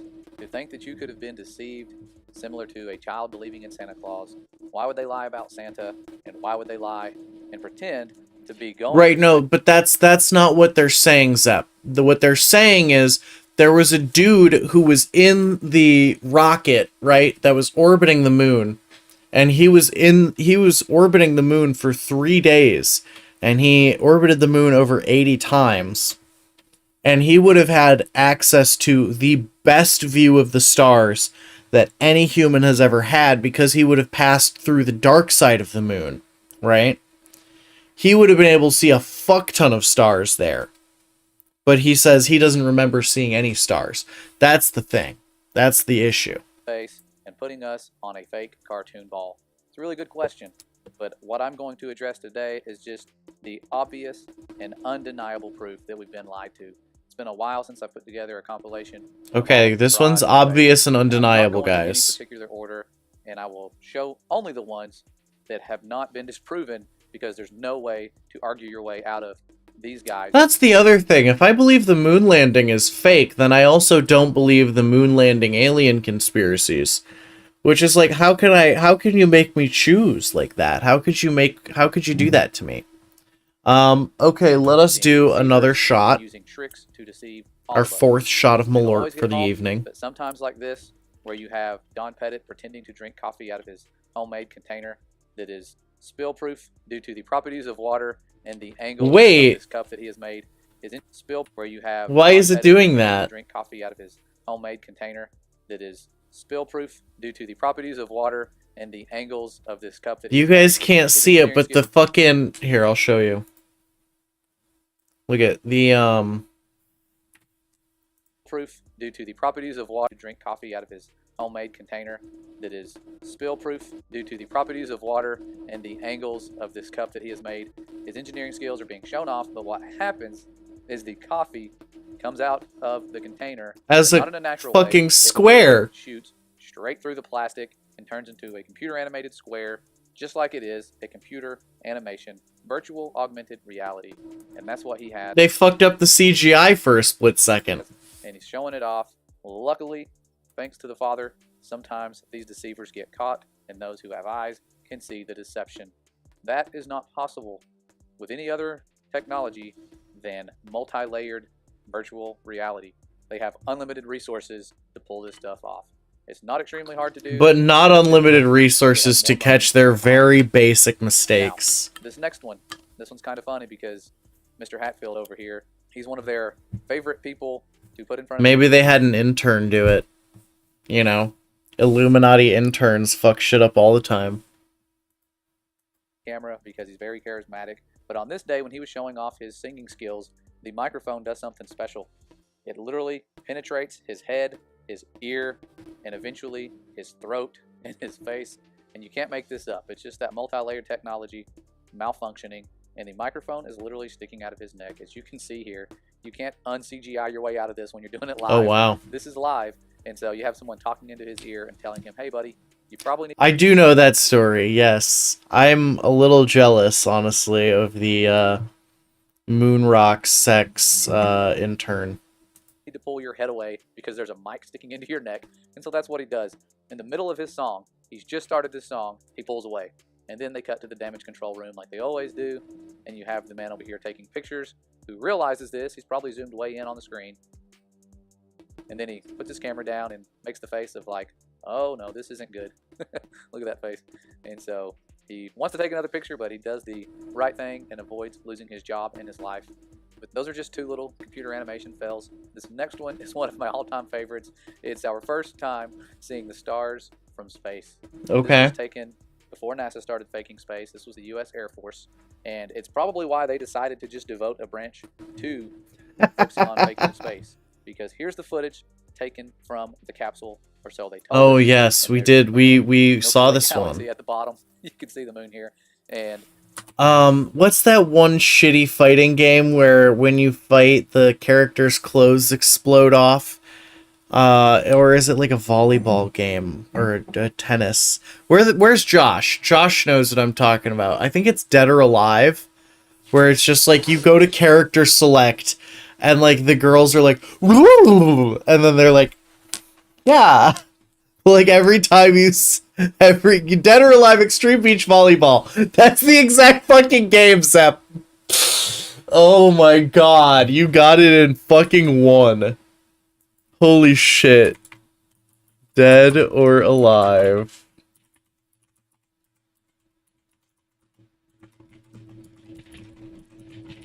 I literally don't know what Dead or Alive is. GIF.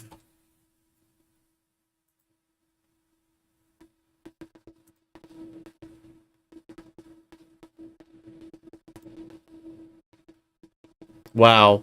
Wow. Guys, it's from blingy.com. Okay, it's a fighting game. But isn't it also like a zombie game? Like, am I wrong? Is there zombies in the lore?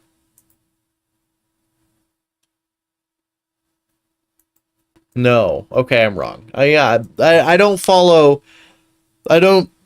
As a homosexual, I don't closely follow the lore of anime titty games. Yes, Josh did try to get me to play Akiba Strip. I'm sorry to laugh. Some of you may believe this is real, and you know, I really hope that you'll just take a closer look at it. I don't know what to tell you. I've had people claim it's real. It's okay. If you think this is real, you just might want to go get your eyes checked, because to me, this looks like they stole some kid's light bright and just had their way with it. There is literally a star inside the crescent shape of the moon. Yeah, that's why he wanted me to play Akiba Strip. It's pathetic. So that was the early days of fake space, and it's probably why on the moon missions they just did not show us any stars, or anytime you see anything like a picture of And they're anime twinks, which is why I couldn't get into it. Even though we can go outside and take a picture of the moon and have stars in the background. Now, for those of you who don't believe that this is fake, you can read the article yourself.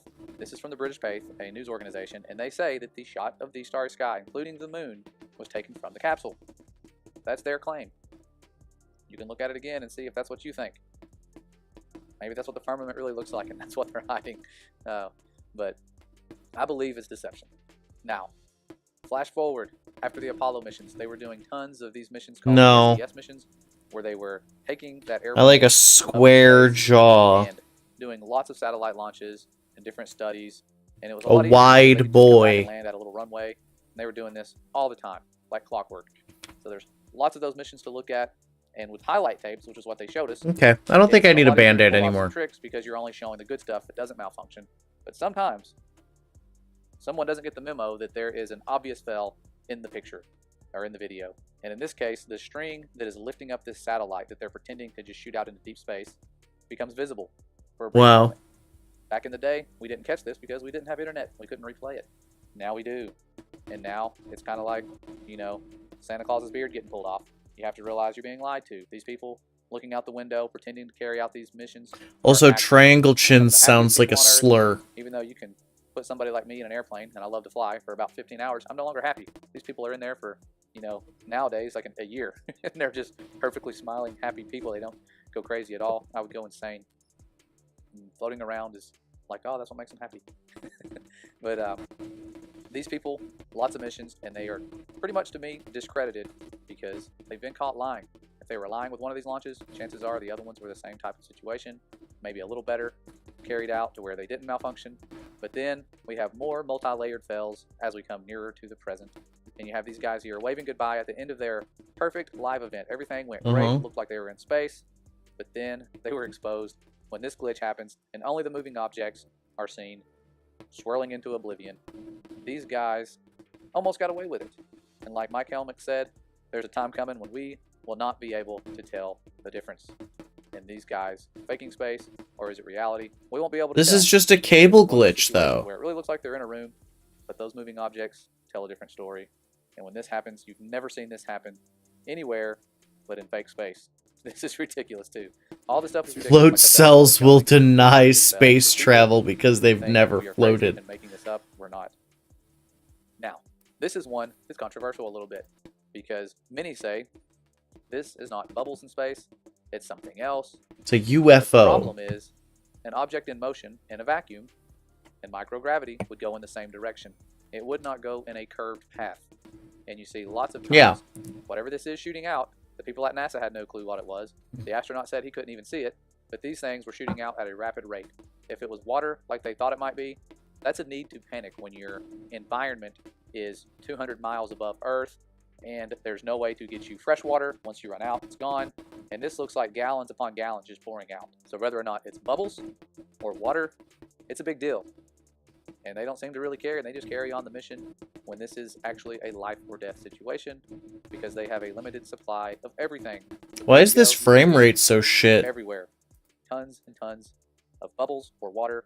It's definitely not what Scott Kelly said, the flakes of paint, because of the rough environment of space. The whole spaceship will be gone in a week if that's flakes of paint like he said. Now, this one, very interesting. You're watching one of their mini satellite launches. Of course, they were faking in the 80s. Maybe now we have the technology, but you look in and you can see their chroma key effects malfunction and the panels on this satellite vanish. Their chroma keys, of course, they were faking in the 80s. Maybe now we have the technology, but you look in and you can see their chroma key effects malfunction and the panels on this satellite vanish. This is more recent. You know, this is probably within the last 10 years or so. Can't remember. No, they were just parallel to the camera. They were perpendicular to the camera. Because you can see it's a continuous angle. It goes... And the panels on this satellite vanish. This is more recent. You know, this is probably within the last 10 years or so. Can't remember the exact date of this. Definitely not the 80s. It's not a CGI fail, it's just... Your viewing angle affects the amount of it you're able to see. Using different technology. It's far away and they're thin panels. This is 100% green screen or whatever they're doing. Looks real, but thankfully, like I said earlier, they do get caught and they switch to the damage control room every time. And usually you'll have a guy with a camera walking around taking pictures. And like this guy, sometimes they just don't take pictures. They just walk in, pretend they're taking pictures, walk right back out. So every day is a very big event there. Lots of science going on. Billions of our dollars going there. And somehow they're able to invest that into t-shirts and all sorts of other businesses. Hold up a sheet of paper and rotate it. Right, it's literally just like... You were viewing the object at this angle, and then this angle, and then this angle. It's continuous. It doesn't disappear in the middle. It's just the way it is. Keep the money and keep the profit. But here is something I came across the other day. This is really recent. This is like from this decade. And you see here, this is supposedly deep space. Look in the background. Where did they go? Did they accidentally go over Antarctica? This What? looks like tons and tons of bubbles. Or it could be water, ice, something like that. That is weird. There is a lot of this stuff moving from all different directions. This is insane. I've never seen this much debris in space. This seems like it could be dangerous. But some of these, like the other footage, are not moving in a straight line. Like you can see, there's a little orb right here, and it moves in a curved path. This Which thing should not is happen. Going in a curved path. No, that's a lens flare. I've adjusted the brightness so you can see. That's a lens flare. But this is crazy. Oh my I've God. never seen so much of these bubbles or ice or whatever this is in space. This really does just look like some sort of snowstorm. As if we're Okay. not even in any kind of Well, space I've environment. debunked this video. Next video.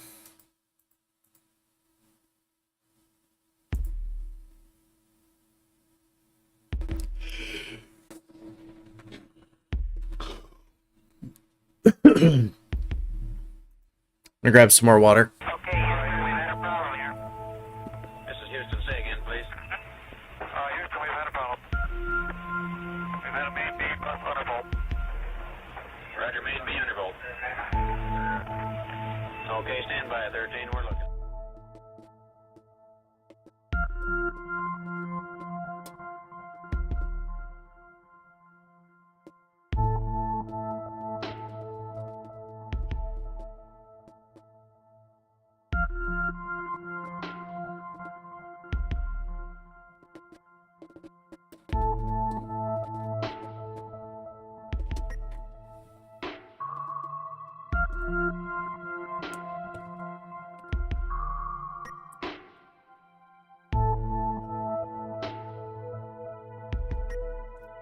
What are we looking at? What's fake here? Oh, it's the same image. Okay, I cool. think it looks so ridiculous and impossible. And you can tell it's real because it looks so fake, honestly. Like, we'd have way better CGI if it was fake.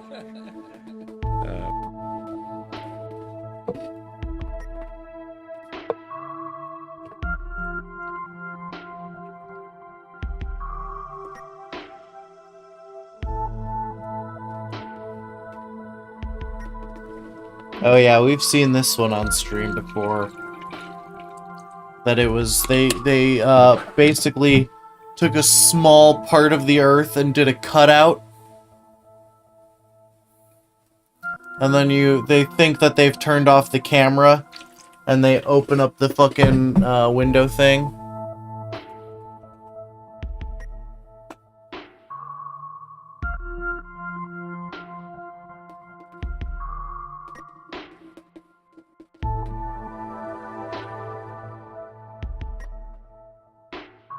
It's a little different.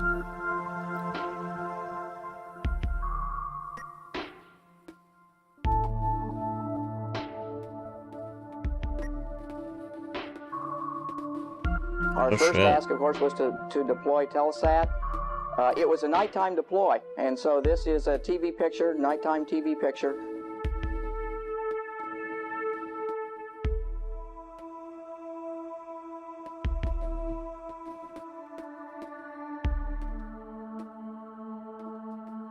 We love Photoshop sliders. It's like in the day, you just can't see it too well.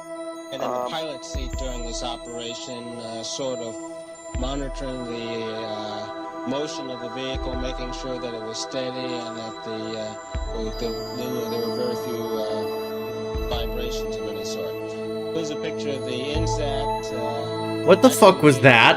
From the spacecraft, you can see that the deploy went very smoothly. At the moment of Did you see it? In the background? There was a guy in the background, man. I'm not kidding you. You can't deny that that's someone in the background. There's a guy moving in the background. Here, watch it again. Watch it closely. I looked up, or Look I at- tried to look up the size of this rocket. I found this picture. You can see it's massive. So if that rocket is in space and if there's a guy in the background in that footage, No. There's no. that means that there are like giants, but like insane big giants floating around in space looking at NASA. That's At probably NASA. why they don't dare to go. Listen, that's why they don't actually go into space. There's fucking space giants out there. Guys, there's fucking space giants. What the fuck? I don't like that. That shouldn't back be to the out moon there. and why they hide so much stuff. Space is full of giants. Giants are real.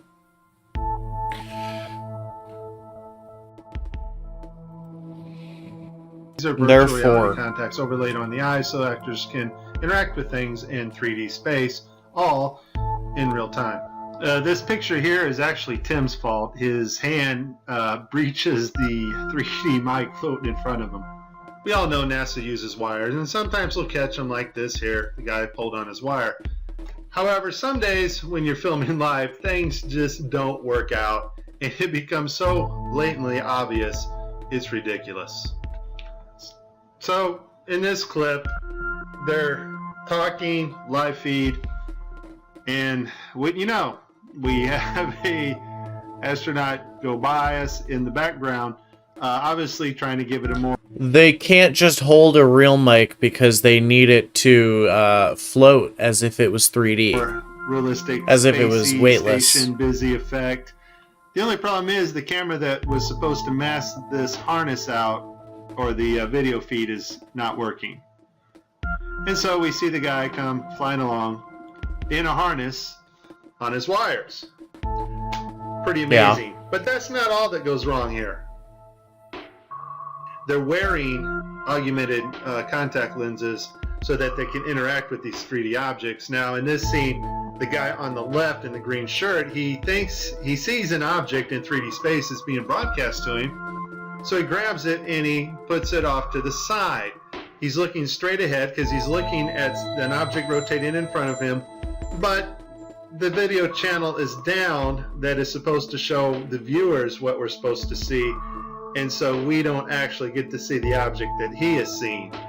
And I would just sum this up as a very terrible, bad, horrible day for NASA doing live feeds. You have been warned. This is very serious stuff, and if you do not get it now, wait, you won't get it later, because later you his won't hand know the goes difference. through the hat. What do you... Thank you very much again. Thank you for your time. Have a good flight and many more exciting experiments on the orbit. Thanks a lot.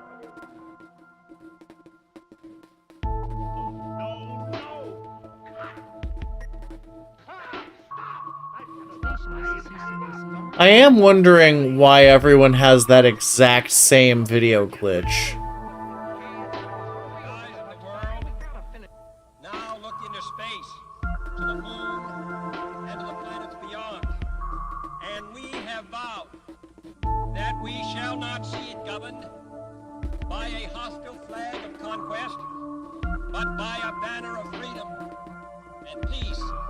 We have vowed that we shall not see space filled with weapons of mass destruction.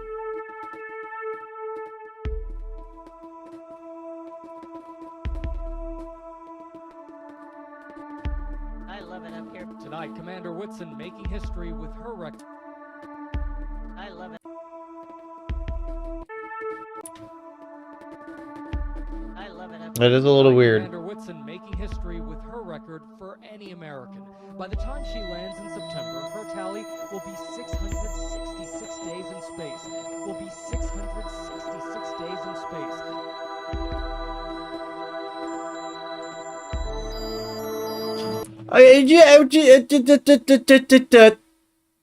How can the Earth tilt at 666 degrees? Oh, 66.6 degrees. Okay. Everything is satanic.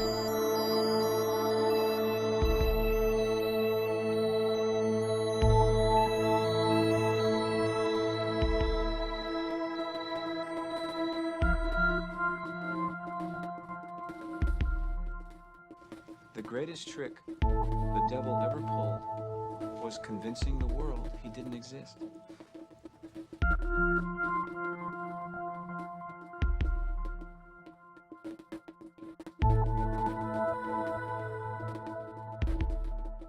I mean, look, if I was an astronaut, I'd bring a spooky alien mask with me.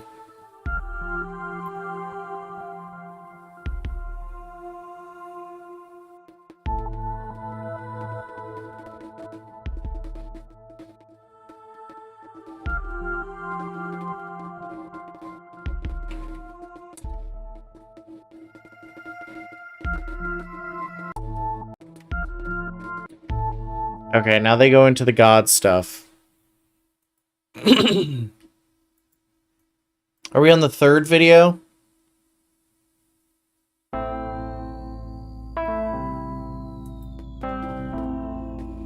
How many videos do you have titled Best NASA Fails?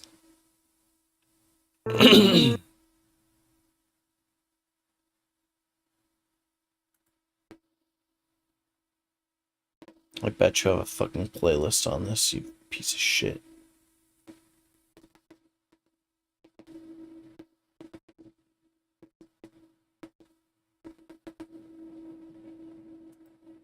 Oh, here's their full 97 video. Best space fails, best NASA fails, top 10 reasons I don't trust NASA. NASA's faking Jupiter. I want to see NASA faking Jupiter. Yep.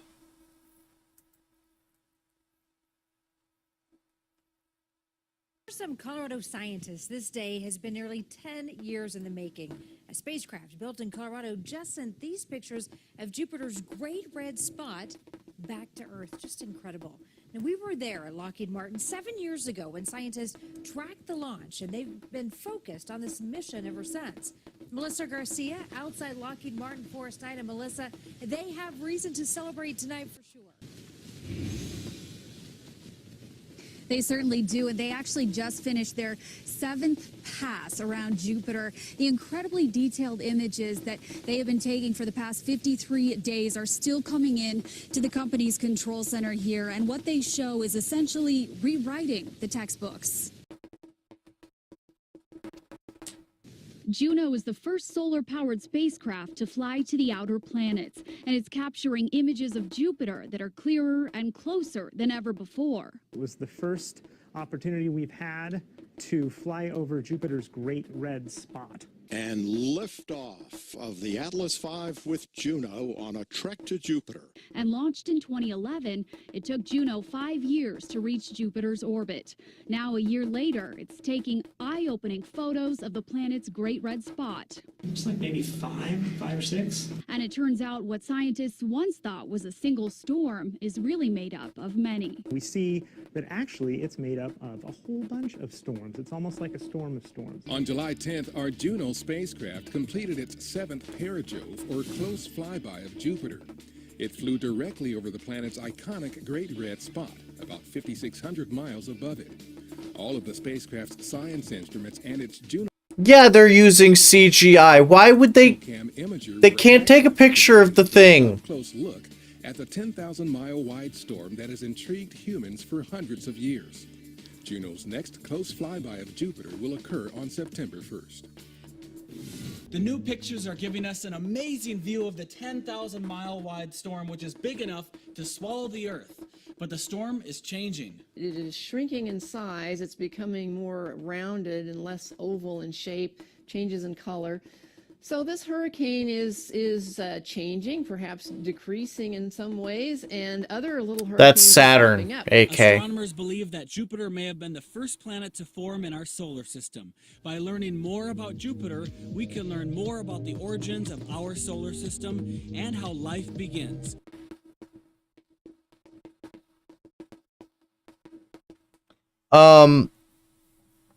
Yeah. Look into the black cube of Saturn. Look into the, Saturn death cult. It's some Illuminati shit. It's terrible. It's the worst.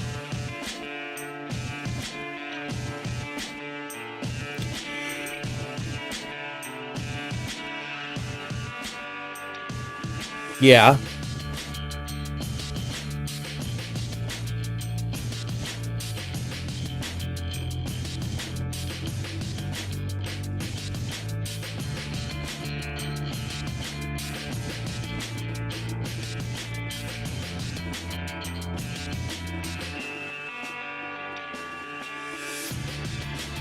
Okay, it's a gas giant.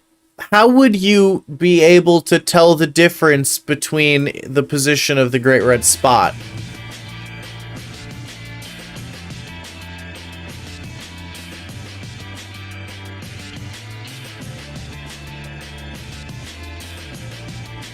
Okay, that's a good way to do it.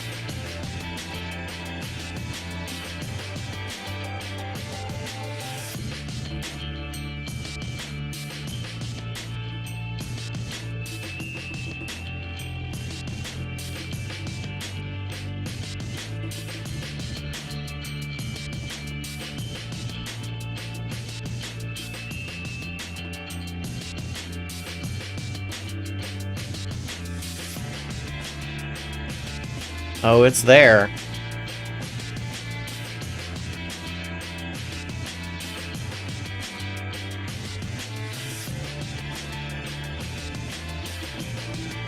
Oh, they're identical. Okay, he has a good point here.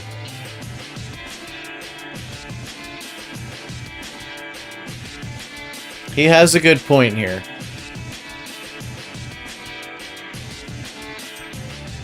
Unless there's a disclaimer on both of these images saying that it's a CGI composite, which there probably is.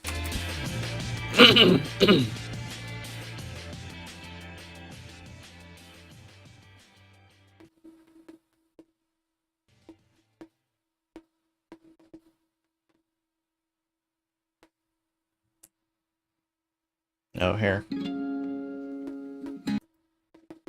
Apollo's 11 and 14 are the exact same.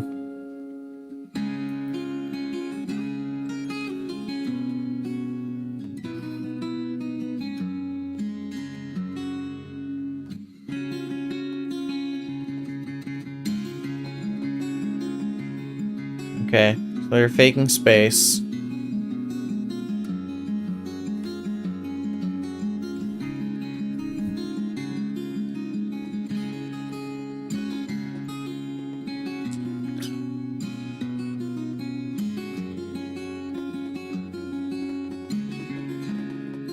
Okay.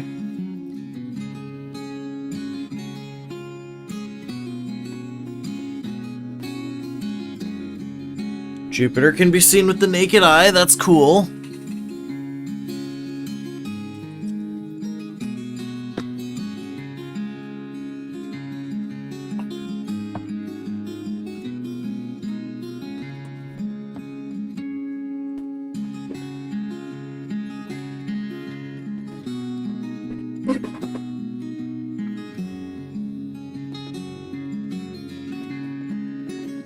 Okay.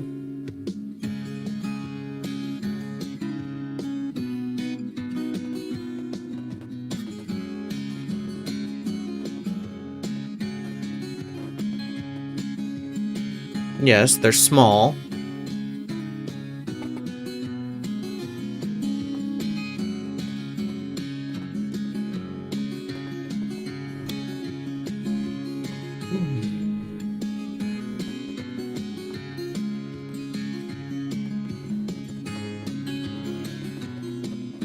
Okay.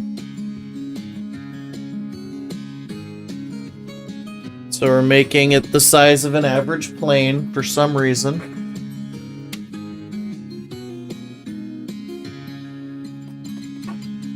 Oh, hell yeah. Dude, I was waiting for nudes from finally responded.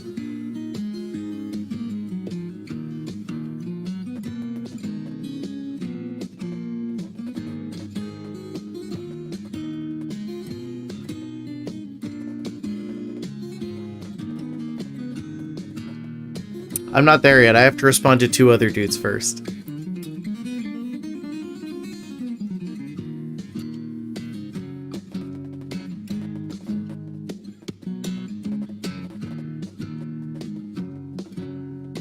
Oh my god, stop giving me fucking MapleStory ads. I'm trying to fucking flirt. Listen, you gotta cast a wide net if you want to catch a lot of fish.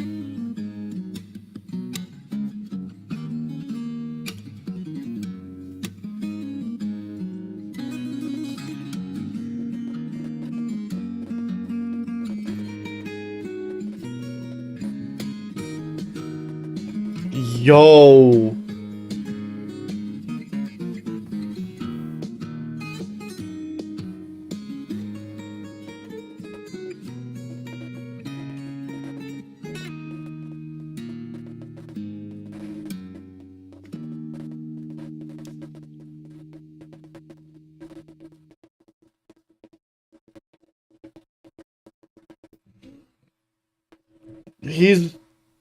He's so hot.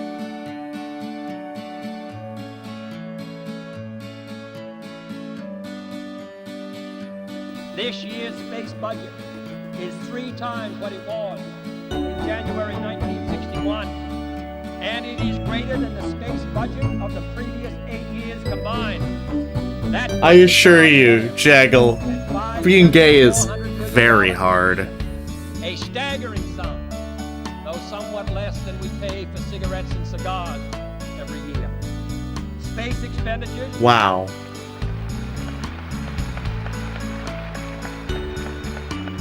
Space expenditures will soon rise some more, from 40 cents per person per week to more than 50 cents a week for every man, woman, and child in the United States.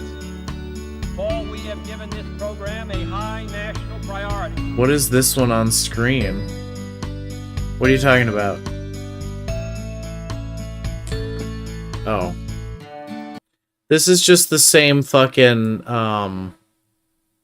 thing we already watched. Okay, so let's skip that one. We're on the last one for this post. And ye shall know the truth, and the truth shall make you free. A deck of cards, in addition to trying to play cards, but playing cards in space is actually kind of difficult because as soon as you deal one out, they go flying all the way.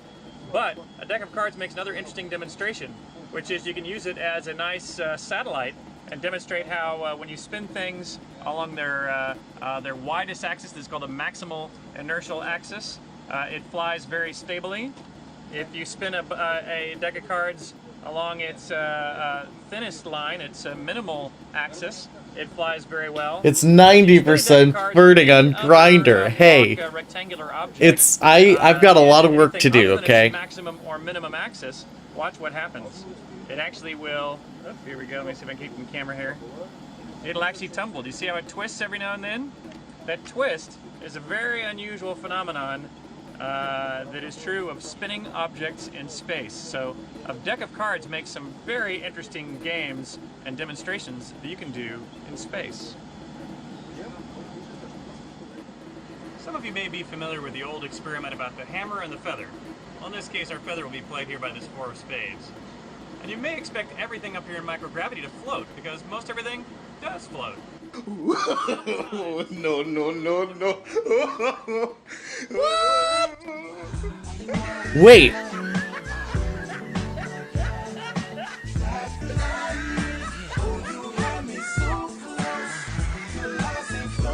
What?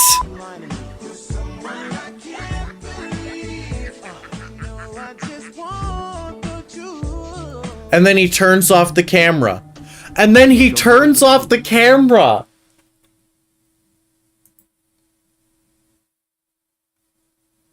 Comments are turned off. Bro. Oh my god. Okay, so NASA faking the curve with a fisheye lens at 19 miles altitude. The general public with a weather balloon at 22 degrees. Okay. 22 miles. All right, let's check this next video. All I'm offering is the truth. Nothing more.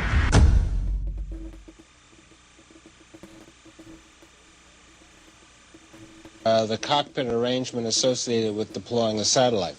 In this particular view, Dan is actually operating the 16mm camera, panning the cockpit. You can see Dick over there on the left. He's sort of supervising the operation.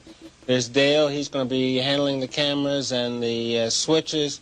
And I'm working from the commander's seat up front, sending out commands through keyboard and talking to the PAM and a satellite through CRT display. You can see, as I said, that was basically our arrangement. Our Dan sat in the pilot seat during this operation, sort of monitoring the. Wait, is this the one where we see the space giant? Spacecraft. You can see that the actual vibration. This is the one where we see the space there were giant. very few vibrations of any sort. There's a picture It's like of a the weird INSAT, goblin. Actually being deployed from the spacecraft. You can see that. Listen. The deploy went very. I'm flirting with very large, attractive men. You leave me alone. At the They're moment of responding deploy, to there was me. a large thump, and as I said, the spacecraft was a new boy deployed is very flirting with smoothly, me. and there was no vibrations or no precession of the satellite as it left the payload bay. Matter of fact, Dale pointed not out into that this guy. about a minute 20 seconds after deployment, you could see some of the jets. on Ooh, the spacecraft definitely not actually into this firing. guy. Okay, what you just watched was the Challenger STS. Oh, no, no, no. No, no, no, no, no, no.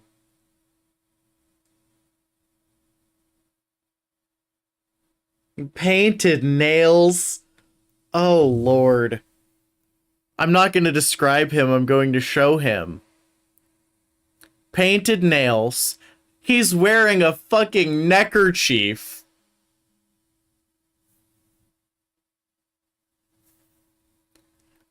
Thanks for voting. I voted.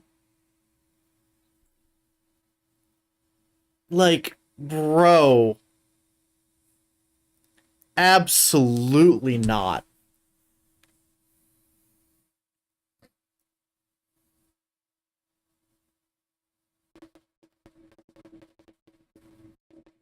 Not interested. Thanks, though.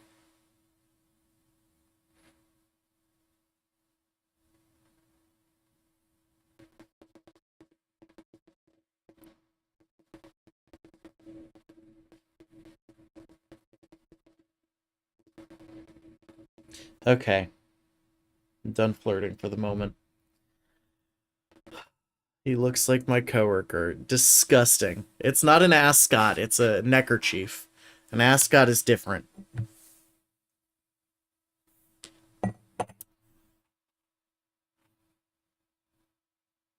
Ugh. I need an oily Turkish boy, but Stefan, when I picked up my phone because I was like, oh, people are messaging me. It's because an oily Turkish boy was messaging me. It's because there was a hairy, rugged Turkish boy. I don't know if he's Turkish, but he could be. Messaging me, and he was like, oh, hey, I'm sorry, I thought I sent you my picture album full of nudes earlier. My bad. And then he sent them, and they're fantastic. So I was reacting to those. That's why. But, would I rather take a shot of Malort or go out with that guy? I would take a shot of Malort over that. Well, AK5, he may not be a professional oil wrestler, but I'm sure gonna test his skills in that arena.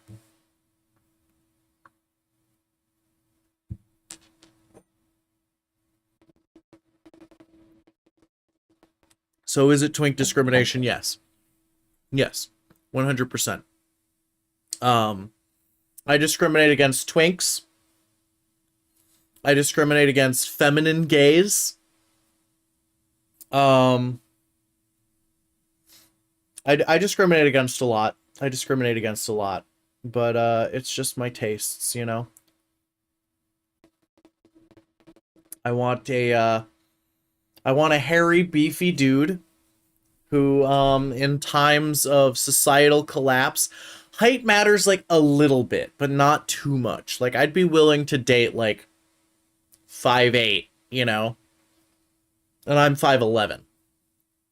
You know, I can do shorter, but I can't do, like, super, super short, you know? This dude, the one that I just showed you guys the pictures of... Oh, I can't tell you his height, because he blocked me. For saying I was not interested in him. And his profile, like, I looked at his profile before I saw his pictures. He's got a small one, but a great body, yes or no? Honestly... Oh, AK just likes to climb the tree, doesn't he? AK's into them Amazons. AK likes getting a pat on the head and being told he's a good boy.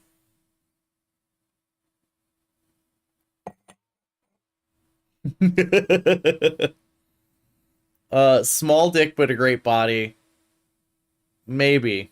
Maybe. It really depends. It really, really depends.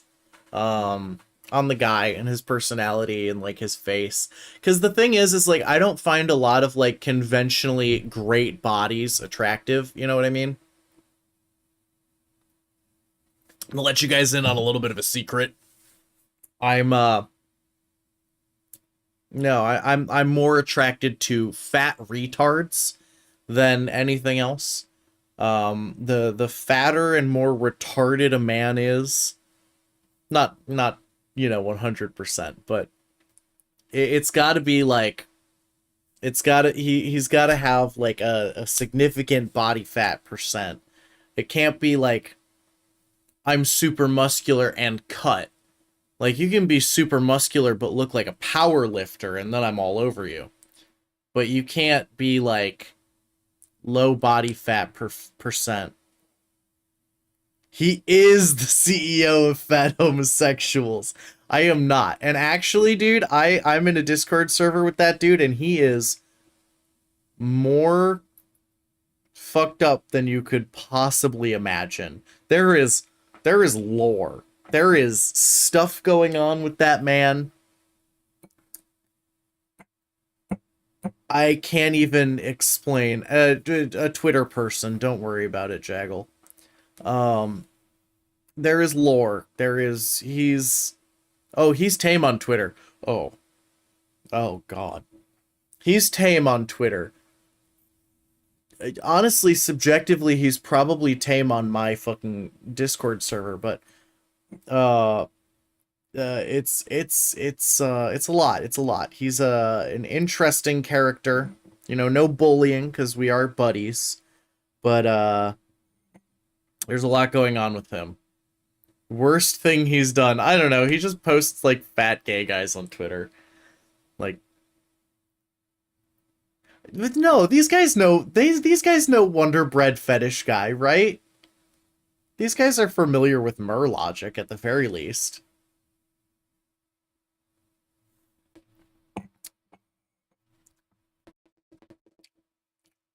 Why does my AK5, you are going to look me in the eyes and tell me that you are a Gale fan, but you don't know Merlogic?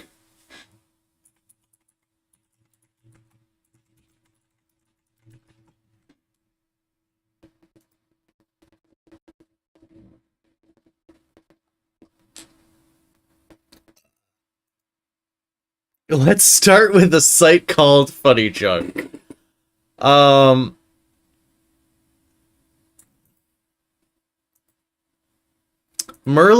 unfortunately, is not a schizo.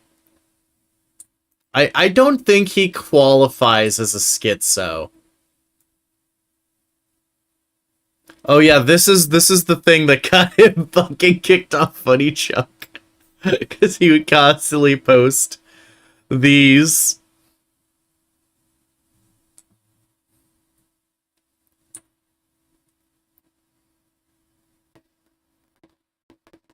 I'm a businesswoman, and my business is weapons.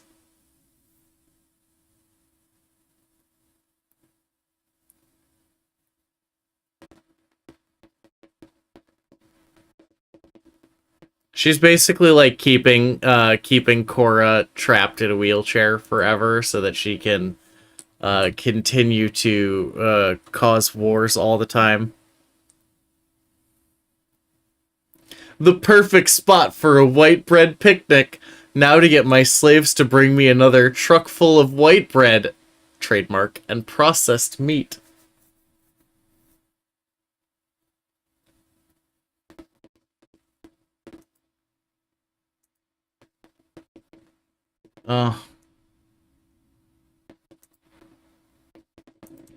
It seems all the images are broken. Why is it shooting confetti when I click? What's going on? Is it the... Oh, no. Oh, no. We've accidentally doxed Merlogic on stream. Well, that's unfortunate. He also just comes up if you Google Wonder Bread. Oh, 10 years today. Well, happy birthday, Kiwi Farms. Love you.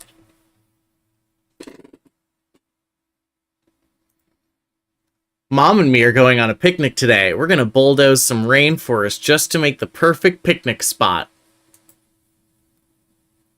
You got these. There's this guy whose autistic fetish is a woman buying overly expensive white bread and tearing down forests for factories that pollute the environment that make white bread sandwiches with just mayo on them because it's unhealthy. He's commissioned a lot of this sort of fan art. Yes, Merlogic has spent a unreasonable amount of money on, let's get this bread, gamers! Yeah, this is a fetish. I want more sandwich factories. The Wonder Bread is $500 per loaf. The Wonder Bread is $500 per loaf.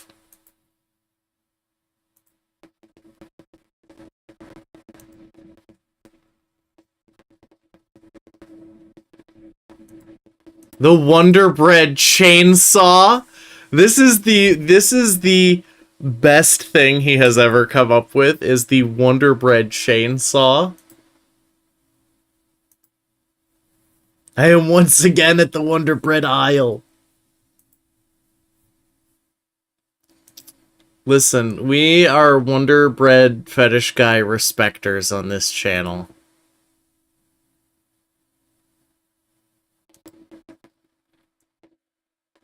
We love that. Yeah, I've had him on stream like 3 or 4 times now.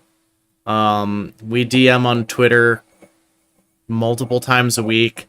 When I remember, I go to his Sunday art streams. Yeah, he's a cool dude. He's a cool dude. I'm actually going to buy him some late Christmas presents this month and mail them to him. You can message him on Discord. I can add you to his Discord server, I think. Or I'll just remember this Sunday to go to his art stream, and I will specifically remember to invite you. Just DM me about it. Anyway, back to space being fake. With a satellite being deployed from the payload bay. Now, let's examine the video with a critical eye.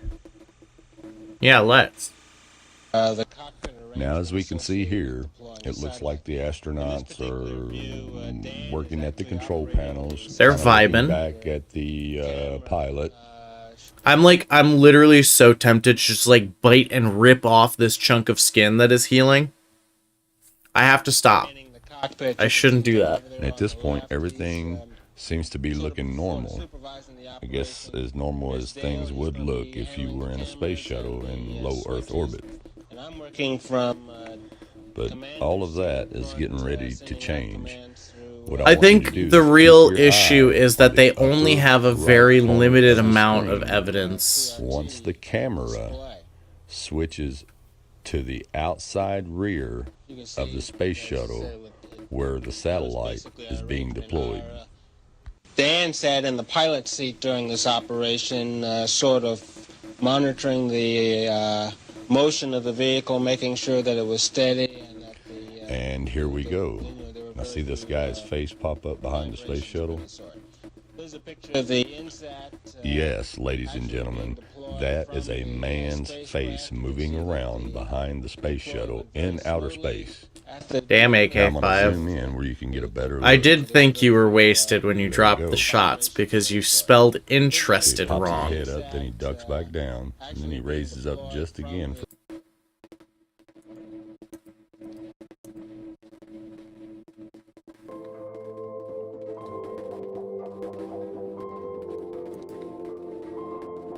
Stop motion animatronics are our experts now.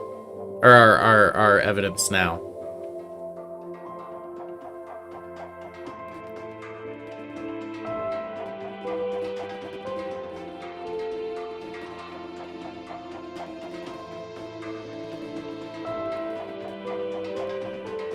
Well, you know, take it easy. Personally, I won't be working this month. Look at that. I'm like ready to peel that all off.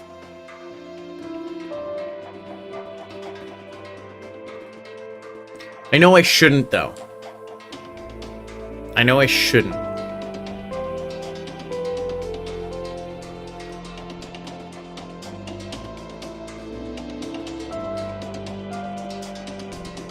No, I'm using all my paid time off.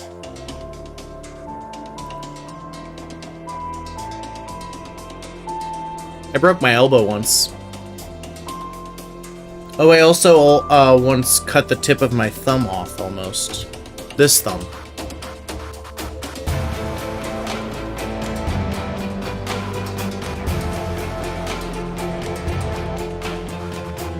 It's been a hard week at work. I deserve this 75% of the bottle glass of wine.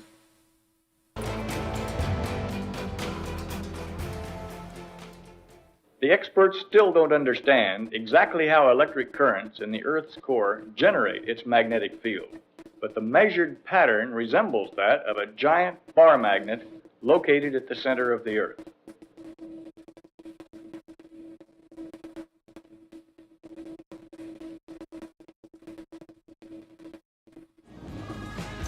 That is one glowing hot magnet. Let's see if it's attracted to our steel bar. Nothing. Zero attempts to grab onto that bar. It's not rolling with it, it's not sticking to it, just really zero. The experts still don't understand exactly how electric currents in the Earth's core generate its magnetic field. A giant bar magnet located at the center of the Earth. A giant bar magnet located at the center of the Earth. Wait. Are you retarded? Do you not know how... They don't understand how magnets work. Like like a compass, like a physical compass. A compass, it's a little flat thing with water, right? And a magnet. And the magnet is painted red and it points north. But the reason there's water in the compass is so that it's easy for the fucking needle to move. Oh my god. That's why you have to hold a magnet flat, you fucking dumbass. Oh my god.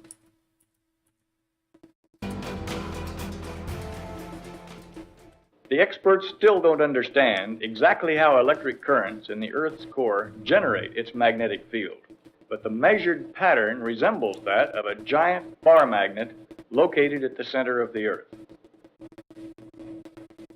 Yeah, we did a stream on that. That data's all from China, and it's incredibly untrustworthy. It also would have been from 2004. You can completely disregard that article. We did a stream on it. There's nothing fact-based behind it.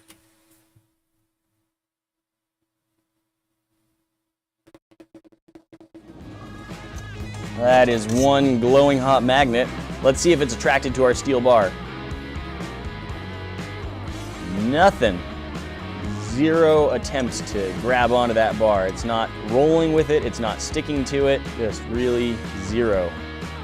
The experts still don't understand exactly how electric currents in the Earth's core generate its magnetic field. A giant bar magnet located at the center of the Earth. A giant bar magnet located at the center of the Earth.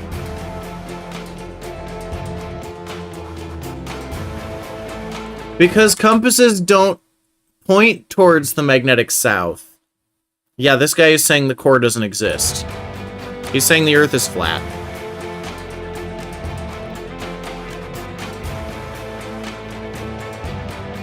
Ow. I really gotta stop fucking with this finger cut. Ow. Fuck.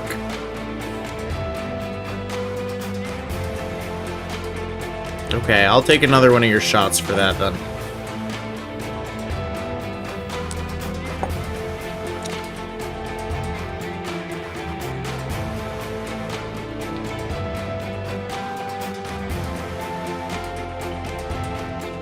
Listen, by the end of my vacation, my harem is going to be made exclusively of 6'1" and above dudes with gigantic dongs, most of whom are bears.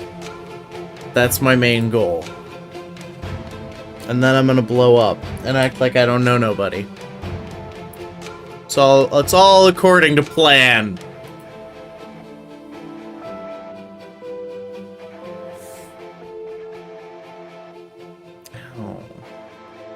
My finger hurts again. I keep fucking with it, and it hurts again. I'm gonna go put a Band-Aid on.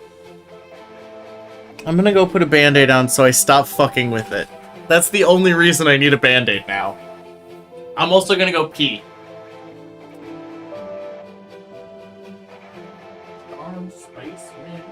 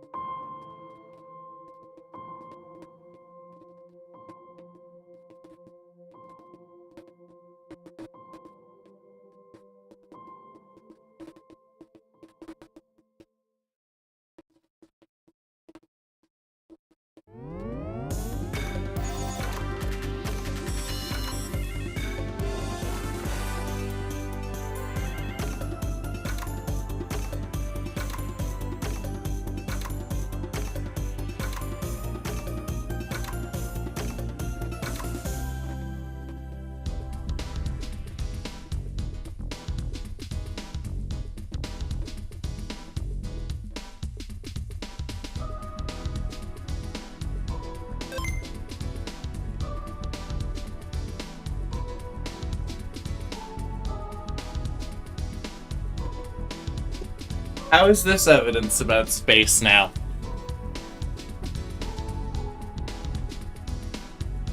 Oh, the making of steel balls. Well, I know about making balls myself. You replace me with a harem dude to call him Jaggle. Can I just paint a picture for you guys? can I just paint a picture for you guys of like what it's like to be in my harem, right? So dude comes over, you know, obviously we've already hooked up before. This is the dude I had over last night, who was like literally the first dude I ever had sex with. So like we're already comfortable with each other. And we're chilling, you know, we're watching bad movies. And then we leave to the kitchen and we have to pass through here to go make ourselves some drinks, right? And so he sees like everything that's up on my computer and he's like, oh, what were you doing in here? And I'm like, oh, I was streaming, I stream about conspiracies. He's like, oh, what do you like? We start talking. I show him like the cooking stream I did. And then I don't know how it came up, but I started telling him about Alex Jones and the Bohemian Grove.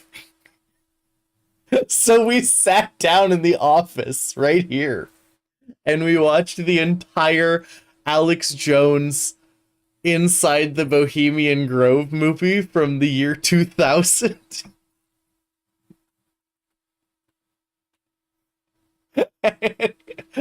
And he was like, damn, that sure is a lot. The global elite sure are doing their satanic rituals out in that forest in California. And I was like, yeah, I know, right? And he was like, yeah, you know, I saw some ghosts once. And we just, you know, we started talking about that. And now he thinks Alex Jones is a cool dude. And I just, oh no, it wasn't even like he absorbed it, he processed it, and he was like, this is all real and makes sense. Got it. Perfectly cromulent. Just internalizing that information into my worldview. I'm not brainwashing the gays. I think last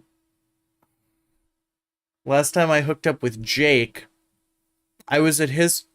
It was Alex Jones again. I was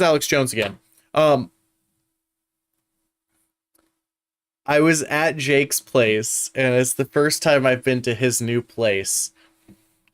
And I don't remember what he said, but I responded, I don't like them putting chemicals in the water that turn the freaking frogs gay. And he was like, what are you talking about, Seamus? I'm like, you don't know Alex Jones? And he's like, oh, fuck Alex Jones. Da-da-da-da. I'm like, no, he was right. He was right about the gay frogs. And he's like, what are you talking about? And I'm like, no, there's like a whole documentary about how Alex Jones was right about they're putting chemicals in the water. It's agricultural runoff that's turning the frogs gay. And he was like, prove it. And then we had sex. And then I proved it. And he was like, damn. And I was like, yeah, you know what actually happens a lot of the time is that corporate media will, the corporations will pay the media to smear people that come out with the truth so that they can continue doing their incredibly damaging activities to the environment. And like, you know, they can continue making all this money and destroying the environment. I framed it all as an environmental issue, right? But by the end of it, he was like, damn, Alex Jones was right after all. And I was like, yes, he was. And I do this with every fucking guy. I don't even mean to, okay? Like, I literally don't even mean to, but like looking back at my harem, every single dude that I've met up with more than twice, I have sowed the seeds of some sort of conspiracy nonsense in their hearts. It's just, I can't help myself. And you know what's fucked up? You know what's more fucked up than that? They always come back. I tell them some fucked up shit about how, like, the Anunnaki are, you know, controlling the global elite to turn us all into cattle. And they're like, very interesting idea. let's have sex next week and reconvene on this. I'm not gonna do that. Yeah, so I'm doing my part, okay? I'm doing my part in the fight against globalism. One gay man at a time.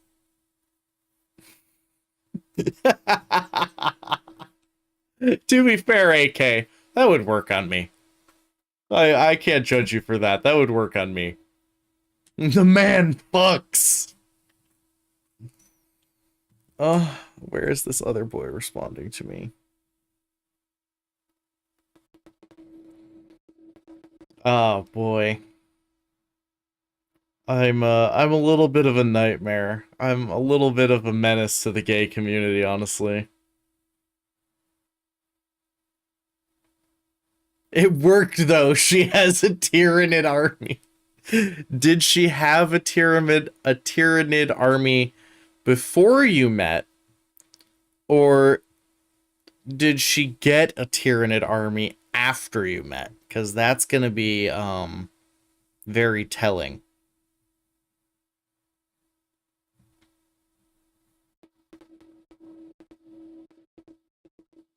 Okay.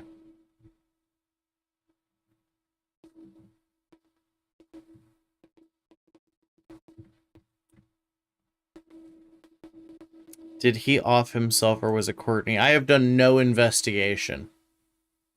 Oh, see, she got one after you met. That's because of you. It's your fault. Alright, we're on a Rumble video now. The Artemis 1 charade. Oh, we're directly attacking AK5 here. We're coming for Artemis. Come on, Rumble. I know you're a slower video host. Good morning. We're back with Artemis. You're gonna have to put up with me being a bit throaty. Just got over a bug. So we're back with this silly moon landing charade that's been pushed big time on our screens recently. Of course, the desperation now is off the charts, and all it's doing is actually helping people see through this silly charade. Shouldn't be difficult, but believe it or not, there's still some foolish enough that believe, and some even more foolishly defend this silliness. We got Malort shot 5. Because it is. Cheers, everybody. This one's for me brutally red pilling my harem one boy at a time. Or defend it, I can't take seriously. No offense. You can live in your delusional fantasy world, by all means, but don't expect me to entertain your silliness. So bear with me. Of course, even before we look at this, we know it's fake because they present the Earth as a globe, which of course is scientifically impossible. I'm already upset. Tested and verified by all. No amount of words is ever going to change the fact the globe is scientifically impossible. Any noise is just delusional unless it's got a demonstration. Again, honestly, you should feel directly attacked, because I'm directly attacking you. Provide no scientific demonstrations. So like I say, we know that this is tosh before we've even begun. But then when we entertain it, and I'm going to let Matey Boy here do the talking, save my voice, again, he's going to highlight some of the usual problems. So you're just watching someone else's video. Historically. Okay. They show you it's nonsense. So take it away, mate. Link in the description to the original video here. An image supposedly from NASA on Artemis going to the moon. And you can see that the direction of the sun and the shadows are a little bit off. They're not quite exactly where they should be compared to where it is on the Earth. On the Earth, it's straight up. But here it's at a slight angle. There shouldn't be no shadow right there. It's a little bit off. It's pretty close, but that's not the real problem with this image. The real problem is that it's fake. If we go into shots. layers Yeah, we did a of shots. exposure, We will do one more shots before the stream is out, so I don't owe AK any more shots. background. That is the way an image looks when it's fake. We'll be looking at some other images that are real, and you'll see what happens. I want to test this man's hypothesis. honestly. I want to test this man's hypothesis. Listen, if an image... Yeah, I'll do that. But first, I want to test Boy's hypothesis, right? So here's what I'm going to do. Oh, what? Is Monday looking good? I don't know what that means. I can't screenshot myself because I turned... Oh, for Neander. We never decided on Monday.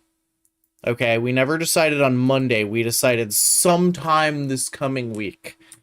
I'm hoping he wants to do Monday, because that would be very convenient for me. However, that's not a certainty. So, here's what we've got, right? So, all that dude did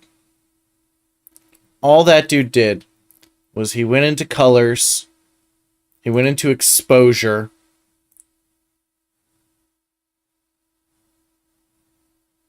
no, yeah. Everything looks pretty clean and sharp to me. Wow. Wow. Wow. Wow. Wow. Wow. Wow. Wow.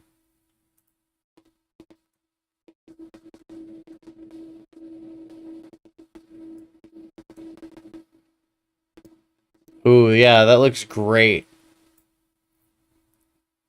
This looks really good, guys. Spooky Seamus in the house.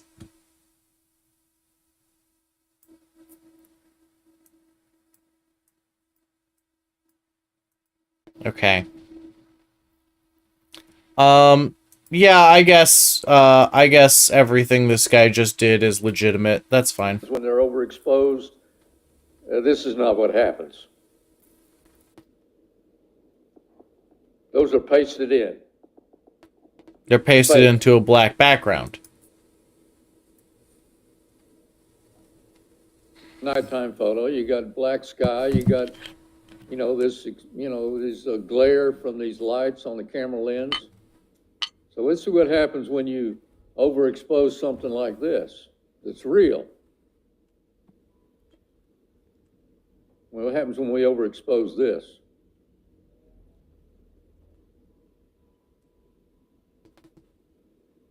He's got a good point. What happens, my friends? He's got, well, AK, why doesn't it count? Why doesn't it count, AK? Because I just did the same test. He's just doing the same thing to a different photograph. I mean, it makes sense to me. The only difference would be that the subject is in space, but the black background in space would still expose to white because this had a black background.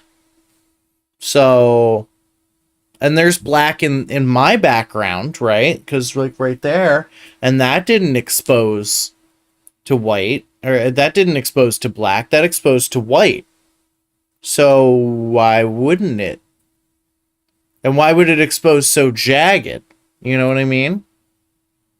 Unless it was a pure black drop background that they simply put items over. Space fake? Space is fake? AK5 confirms it. Space is fake. We got him. We got him. We got Mr. I worked on a space program to admit that space is fake. Here on the Conspirasphere, this is where the truth has come to light. Space is fake. I know. I really don't want the Earth to be flat, though. You know what I mean? Like, I don't want the Earth to be flat.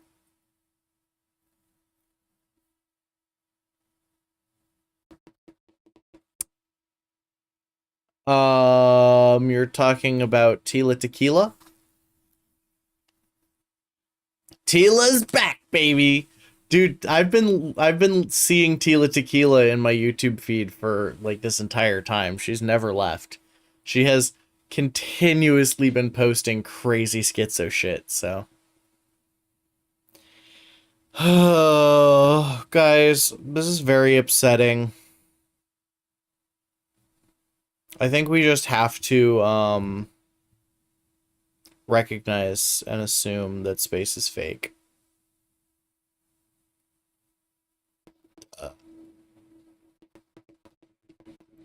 She likes to post her videos, and then every couple weeks she goes back and deletes all of her videos. It's a lot. Who's your personal lol cow? Who stole car batteries off his porch? You should have told him that she threw them in the ocean to recharge the electric eels.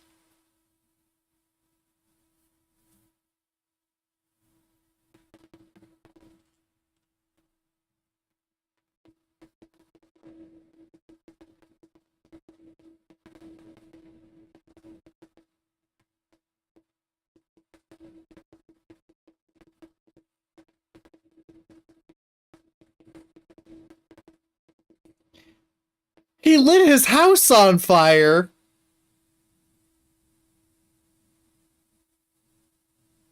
Oh my god. Sorry, I'm just thirst double messaging that guy that I got nudes from on stream. Cooking gone bad. Did you ask him if he had a fire extinguisher? Bro, oh, I might need to get a couple fire extinguishers.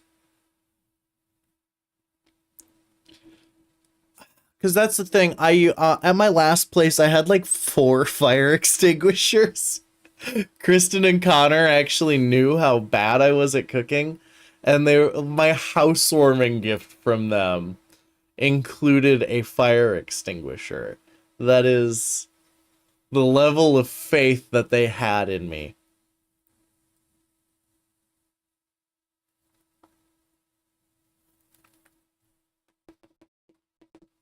I don't own a grill, Zep.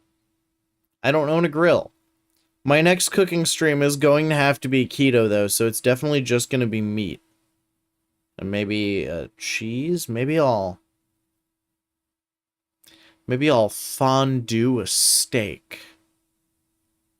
And we'll do like a combo mukbang cooking stream where I cook a steak and then fondue. I had a grill, but Sid took it. Lost the grill in the divorce. I don't have a meat thermometer. I don't have a garlic press. I don't have a grill. I don't have anything, guys. The only thing I have for food preparation is like a very meager set. Yes, Sid took the grill. We literally physically owned a grill, and Sid took the grill. You spelled meat wrong.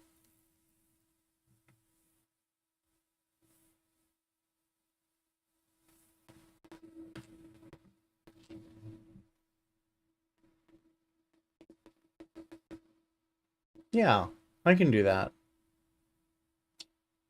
See, 5'8", no.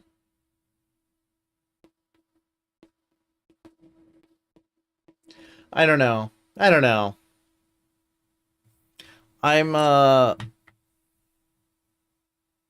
Next he's going to blame losing all of his harem boys.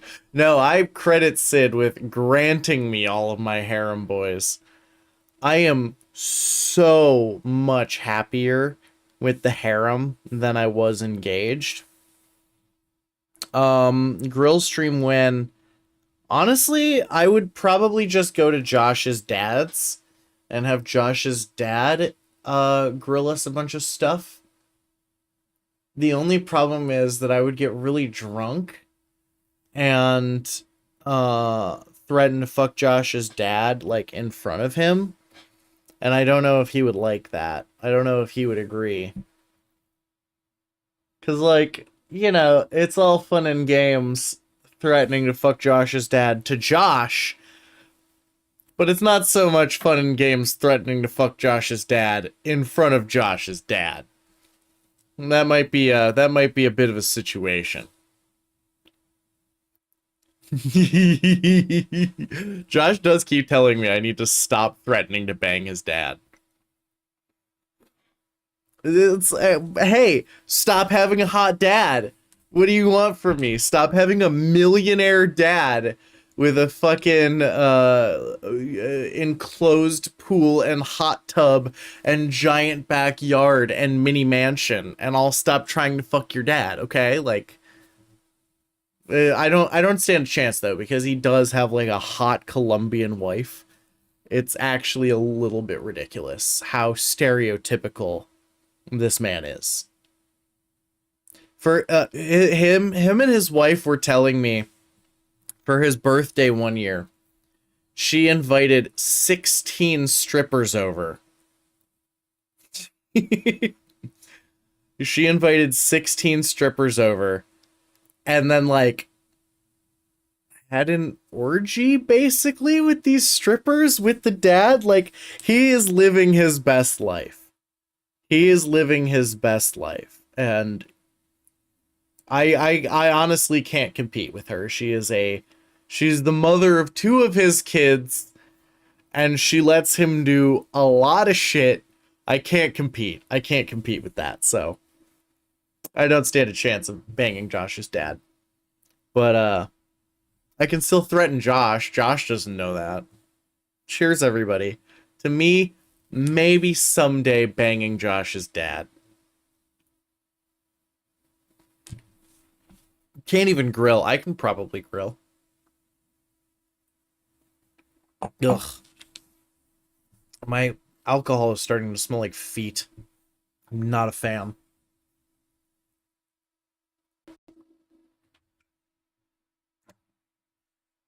Yeah. Yeah. No, they were literally like, he told me the story. They were literally fucking taking rounds on him. It was ridiculous. So it was like his entire birthday party. His entire birthday party was his wife like came out into the pool area naked, and then 16 strippers came out. And then they partied alone for 4 hours. And then he invited his friends over. Like, his wife knew that he had invited his friends over for the birthday party at like 8 p.m. So she had the strippers come over at like 3:30. And then they stayed for the rest of the party. It was wild. That was the same night that I fought Joe and our friend Miguel, and Josh refused to fight me, and I beat both of them. So that was a good night. That was a lot of fun. And of course, when I finally got home from all that, right? Oh yeah, no, she definitely paid extra. She paid out the ass for that. Absolutely. Okay, go ahead and yeah, I'll pull that up. So I've been out. It's one of my days off, right? And I finally come home. It's like 3 a.m. on my other day off, right? So I'm still off. And Sid is fucking pissed off at me because I was at Josh's dad's place.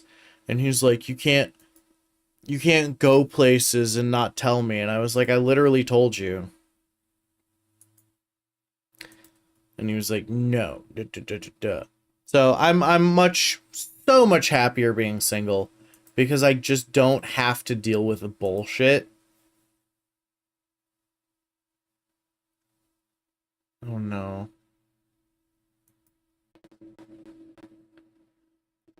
Oh my. Okay, so for one, we've got that.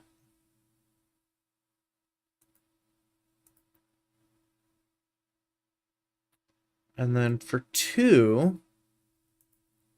Oh no. Okay, I'm opening everything up. Oh, see, that's, you know, that's a real sign that that's not good.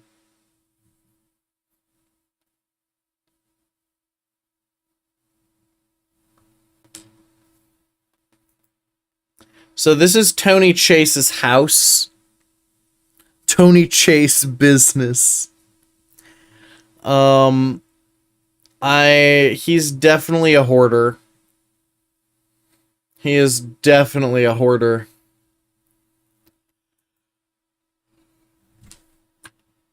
Mark Ray's house. Yeah.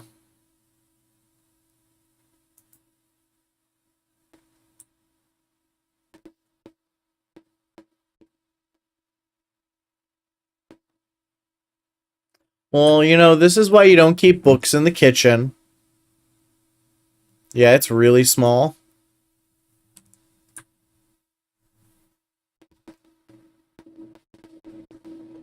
Ooh, you can see the layer of grease built up on his stove here.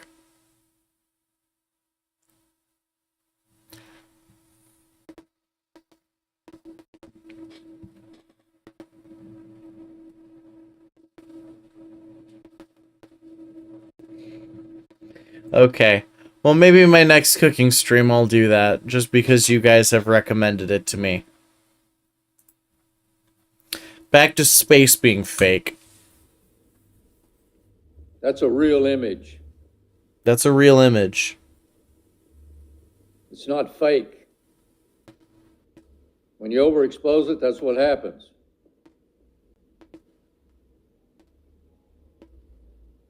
See what it does when you overexpose it. Waiting for this fucking boy to respond to me.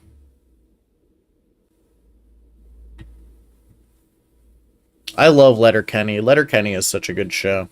You see what happens to a real image?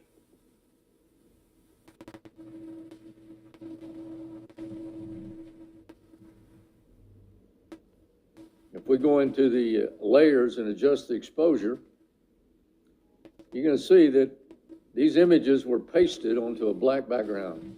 Yeah. That is the way an image looks. Give your balls a tug, you tit fucker. Thank you, my good man.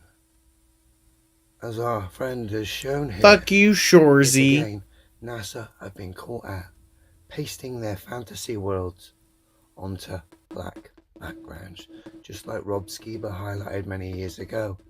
And no doubt as a result... What is it called? It's called reverse searing, right? Rob Skiba highlighting, things got changed. I suspect this will have to get changed to hide the fact they've been caught out yet again. Ah, the conspiracy theorist standard. A weird screen phone recording app. I'll let moon landing legend Buzz Aldrin spell it out for you. We'll go to the gentleman waving his hand afterwards. What was the scariest moment of the journey? Scariest? It didn't happen. It could have been scary. It would have been terrifying. But of course, as Buzz said, and I said it quite a few times now, it didn't happen. Okay. So now we're on this YouTube video. NASA reveals back, their everyone. true colors. Live. This is going to be quick, but hopefully it'll give you some much needed laughter like it did me this afternoon when I was watching it. He Joe Biden'd And himself. It all started He with really me did. just sitting down after work, watching one of these NASA videos just to see if I could find a quick space fail. And sure enough, they didn't disappoint. This was astronaut Nicole Mann answering some pre-recorded questions, and everything was going good until about the 20-minute mark, where she had some glitches that showed. If the next moon mission puts a pride flag on the moon, I'm going on a fucking rampage. I'm gonna be so fucking mad. Her true colors, so to speak. But as you could see, starting out in the interview, she's wearing blue, like they always do, and Yeah, it's NASA's color, her yes. skin is its normal color. These two spherical objects in the background, I'm assuming this is the sun, and maybe this is Mars. I'm really not sure, but that'd be my best guess. They're just balls. And while she's doing her interview, I noticed a quick little glitch, so I slowed it down and kept pausing and unpausing it real fast. And sure enough, she turned blue, and her outfit that was blue became orange. And you may notice she's no longer in the center of the screen. She's towards the left. She'll eventually go back to her regular color. You'll notice there's stripes on her outfit, but only on her outfit, and also on the spherical objects in the background. There's blue stripes, and then there's red stripes on her. Nothing too damaging there. But when she changes colors, look at this. This just looks creepy. Like she's joining the Blue Man Group, or auditioning or something for that Blue Man Group. Those of you who are old enough to be familiar with that. Blue Man, but when she... Yeah, all the colors. It seems like blue and orange, which are complementary colors, right? I went to art school. It seems like the complementary colors have just kind of flipped around. It's like a negative, yeah, but you don't see it on most of the stuff because most of the stuff is very lightly colored or is black and white. Nothing creepy. So, like, you don't see it on the black and white stuff. However, this green becomes a much more matcha green, whereas naturally it's much more of a lime green. This becomes like a peach, whereas naturally it's like a bright blue. Too damaging there. But when she changes colors, look at this. This just looks creepy. Like she's joining the Blue Man Group, or auditioning or something for that Blue Man Group. Those of you who are old. Yeah, they're on opposite sides of the spectrum. That's what complementary colors mean. And this dark orange color outfit. And now you can see more of the screens. Some of the stuff here was off screen, like this microphone that has been around since like the 80s. They're still using the same one. It is orange instead of blue. So everything's sort of inverting its colors with this multi-layered virtual augmented reality. Those things can happen. It's expensive technology and it's rare, but this type of thing has happened before, just not to this level. I've seen their faces. Yeah, one of the channels just stopped for a second. I don't know why. Maybe because they're broadcasting from space. Turn black and whatnot. But here it is. Here's another little one where her pants turn orange, but the upper part of her body stays almost like it is. It's not exactly. There's still some glitching. It looks like she's probably trying to go fly fishing, like she's got those little waders on where she's going to go in the water, catch her some fish. Quite funny. There's the microphone again. You can see it now. It is actually blue this time, back to its original color. Right. And there she goes. I'm just going along forward in slow motion. Everything changing. Look back and forth just so you can kind of catch it. Right there. Kind of trippy. Still glitching out. Just the moving objects. You'll notice just the moving objects are glitching out here. There's that microphone again, somehow coming into view. No, it's not just the moving objects. It's just objects with color. Don't know how that's possible. But look how those lines avoid her hands. Maybe it's because there's a...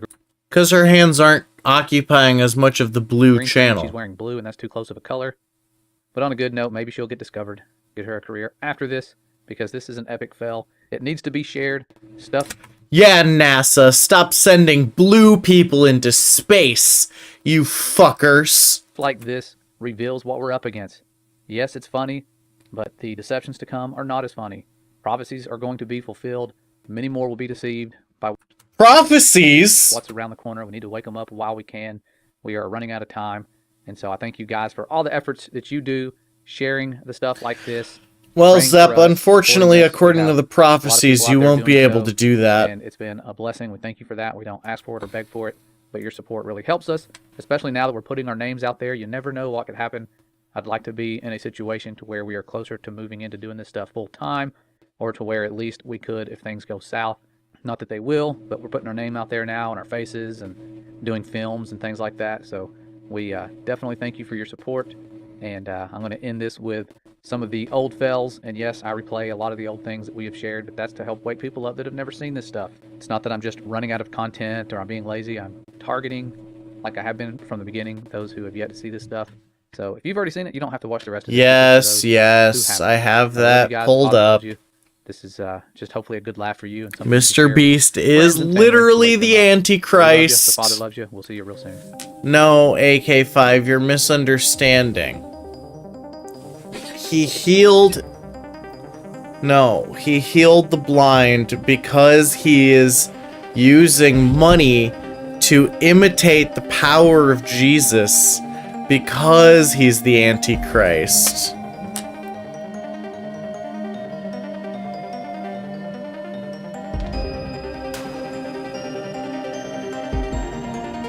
Mostly I just like shitting on Hassan Piker about it. These are literally all the same videos we've been watching this whole fucking stream. Ah! Why didn't you screen your fucking videos? Hello, everyone. Because Hassan is like, oh, I hate that capitalism makes it so that you have to, you know, spend money to fix your medical issues. But then, like, Mr. Beast spends all of his money on other people. And then, like, doesn't spend any of his own money on anything good. He just takes it all for himself and buys, you know, a $4 million mansion and a big fucking fancy car and all the other shit. He's a champagne socialist, absolutely. Hope you're ready to laugh a little bit. And I do not encourage Guys, I hope you're ready to laugh a little bit. But if someone is deceiving the world and they get caught, I believe it's okay to point it out. And if you find it funny, you can laugh. And it's kind of sad because a lot of people think that this guy, this is Alexander Gerst, if you've never heard of him, he's one of the newest show ponies of the U.S. Champagne socialist means someone who benefits from the best parts of capitalism while espousing socialism. So someone very wealthy, very rich, who is incredibly privileged, who pretends to be a socialist, basically, which Hassan absolutely does on stream. European Space Agency, and he's really a super cool guy. He seems, everybody likes him. He's very charismatic and very charming, and he's a really cool guy to put on the big screen and do some of their right. I want to watch the Johnny Sins space porn. That never happened. I'm kind of mad. Special effects with, because he usually doesn't make any mistakes. I love There's Johnny usually some pretty crisp Sins. footage of this guy. It's hard to catch him making mistakes. DM me, But Johnny. if you look We'll at what's link going up. on here, and you can see his watch. See this watch here? I was actually looking at the watch to see. It looked kind of fake, like some other watches I've seen. It kind of moves around unnaturally. Yeah, but Zepp, he's been signed up for the first porno in space since like 2008. But then I noticed this little square. Keep your eye on the little square right there, and watch what happens. This is just one of many mistakes. It's going to get funnier. Trust me. Here you go. Okay. Move along, and you can see the little floating square keeps moving, and it's just suspended in space. There it is. And I zoom Oh, in on that's it a little bit weird. more, so you can see. There it is That's right there. definitely They're a masking out CGI something, glitch. but That this little shouldn't be square there. just will not go away. It's just floating right next to him, moving in unison, and you can see the pixelation changes. It shouldn't where they move in sort of unison comedy with effect, green him. screen effect. And I really want to thank Mike Helmick for pointing out how Animating this stuff his is done. floating I'm familiar cum with would green screen, but cost he's a too special much. effects expert. Bro. The 0G cum shot? How much force do you think it would send him backwards? It's got to be at least a little bit, right? 0G cum shot? No, you're thinking of cum in a hot tub. Expert. And with the billions of dollars, there's definitely technology, Hollywood type technology. This stuff's easy to pull off if you've ever seen the movie Gravity, and you think it looks like these people are really floating in space. So that's all they're doing. But here it is. You can see this thing moving around, and it's not. We're not supposed to see that. It's really not supposed to be there, but it is. And then later on, it goes away. But you can see it plain as day. He's just throwing around this little beach ball that's either filled with helium or not even there at all. Virtual reality. Jaggle, I'll So never here's stop a reminding you closer you don't look. have a hot See tub. what I'm talking about. Not Since making this up. I have a jacuzzi. Quite interesting. There it is. And then it goes away. They kind of refresh their, or get an update on their virtual reality program, and it goes away. But then, they're doing all sorts of stuff. It's kind of like a show. You have this like Blue Man Group on stage here. I don't know what they are, but there's 4 dudes like wearing all blue and stripes. And you got him over here with no delay at all, playing music to the crowd and responding to their laughter. And for some reason, this little fake Curve ISS footage shows up over the screen. Not really sure what that was about. Really weird. Well, he's just over here playing music on an iPad. Not sure why he's in space playing music on an iPad, but whatever. And then again, the same little Earth pops up. This time it's sideways. Not sure why it's doing that. You can actually see, let me right here, you can see that. If If you look right here, there's a Reminds little me bit of satellite Child of floating. Eden. I think it's a satellite. Maybe you can zoom in on it and tell me what you think. It's Looks a like something on satellite. the iPad. Maybe that's the ISS or a satellite. You guys see that moving? I'm gonna rewind, fast forward it. See something moving there. I don't know what it is. Satellite. I don't. Look see at what me. it's attached to I somewhere. named the gay drinks There it now. is, right here. Look right there. See You it? can't tell me frat thought that boys was didn't hilarious. name cum in a hot Something's going wrong tub. with their special effects crew, but that's not the only thing. He tries to like point at him like, haha, you didn't see anything. And he grows a third arm. You see that? It's like Goro from Mortal Kombat. Guy has 3 arms. There's 1, 2, 3. You can see him. Kind of cool. But this sort of thing happens on regular TV sometimes, so that's nothing major. No proof of fakery there. But watch this. He's going to teleport through this blue pole that's going across the ground. Right here. You see the blue pole? It's a solid object. It's a few inches off the ground. He is going to teleport through the pole. Showing 2 you slow-mo. parts vodka, 1 parts white rum, several drops right through. Bailey's Irish cream. In reverse now. Going through it again. Whee. That's pretty cool. Going through a solid object in space. But then they switch to, at random, for no obvious reason, some UFO footage. So watch this. Don't know what this is all about. It's true. Straight They're just people putting do out make information, the best gay the stuff. propaganda, Project Bluebeam here. There's absolutely no reason for this whatsoever. Pac-Man music. There it is. No clue why. But here's where it gets really funny. You have him hanging from the blue bar, but when you zoom in on his hand, the bar is going through his hand. It's literally going right through the center of his palm. Yeah, that's And not I don't know. correct. He's usually pretty good at this stuff. I mean, he really does usually do pretty good. But watch this. Watch his hand. Watch the angle of his hand compared to the bar.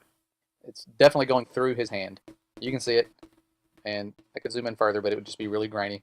But watch this. When he moves, it's just not a natural motion at all. He's basically just holding a fist. He's got his fist clenched tight, punching the ceiling. Definitely not holding that bar at all whatsoever. And then his hand just kind of glitches right through it. Yeah. It's pretty funny. But watch this. Do you guys remember the astronaut footage with the guy with the vanishing head? Anybody remember that? That happens here with old Alexander Gertz. Watch his head. Watch his head. Hold on. I think this is it right here. See his head? He's about to get a lot smarter. Boom. There it goes. Oh yeah.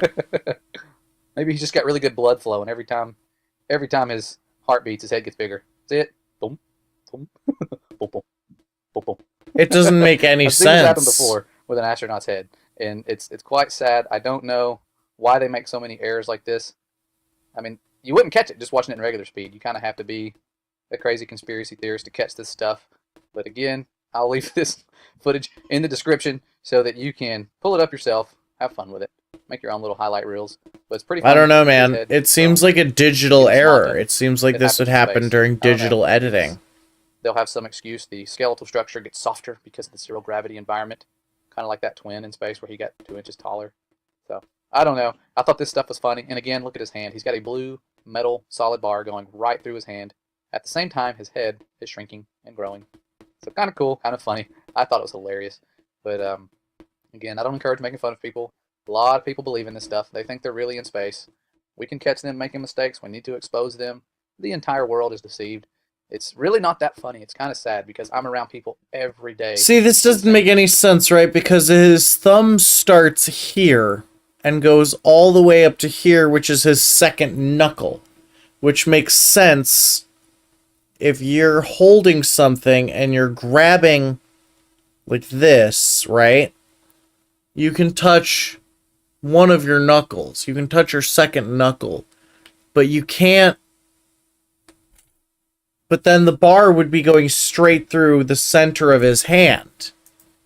We came from Stardust and Monkeys, and they teach that to children, and it's heartbreaking to watch. I'm very thankful that I get to work with these precious, awesome children who are beloved creation, and I get to show them some truth in a very sneaky way. No, this, I don't know what this is. This is bad editing is what this is. Our family is growing, as you can tell. There's and literally I thank all of you for 2 sharing our stuff CGI camera glitches on screen at the same time. in the past, present, and future. We depend on you to help us get this stuff out because I don't go around sharing this stuff.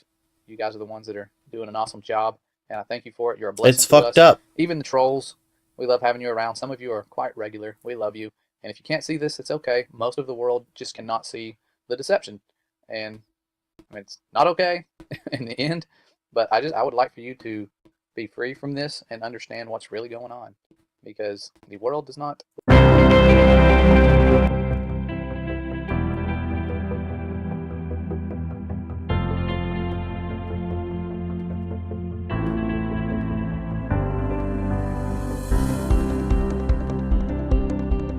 He grew a no, he removed a spontaneous instant tumor.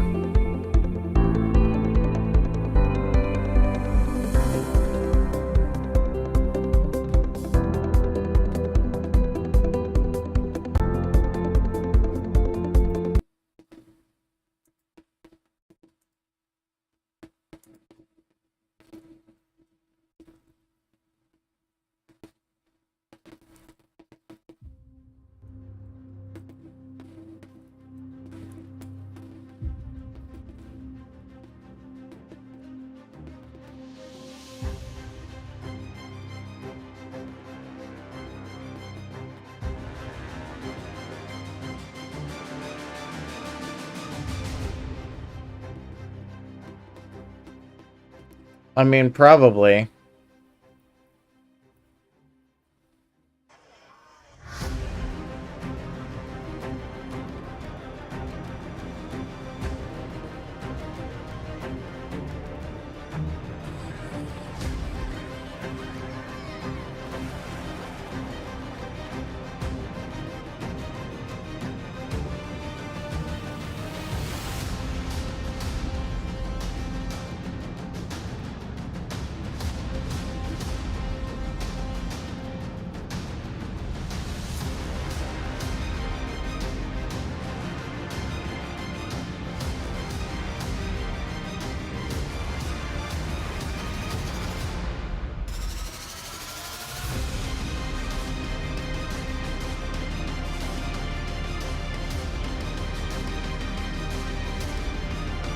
When all the information has been analyzed, the optimal return trajectory...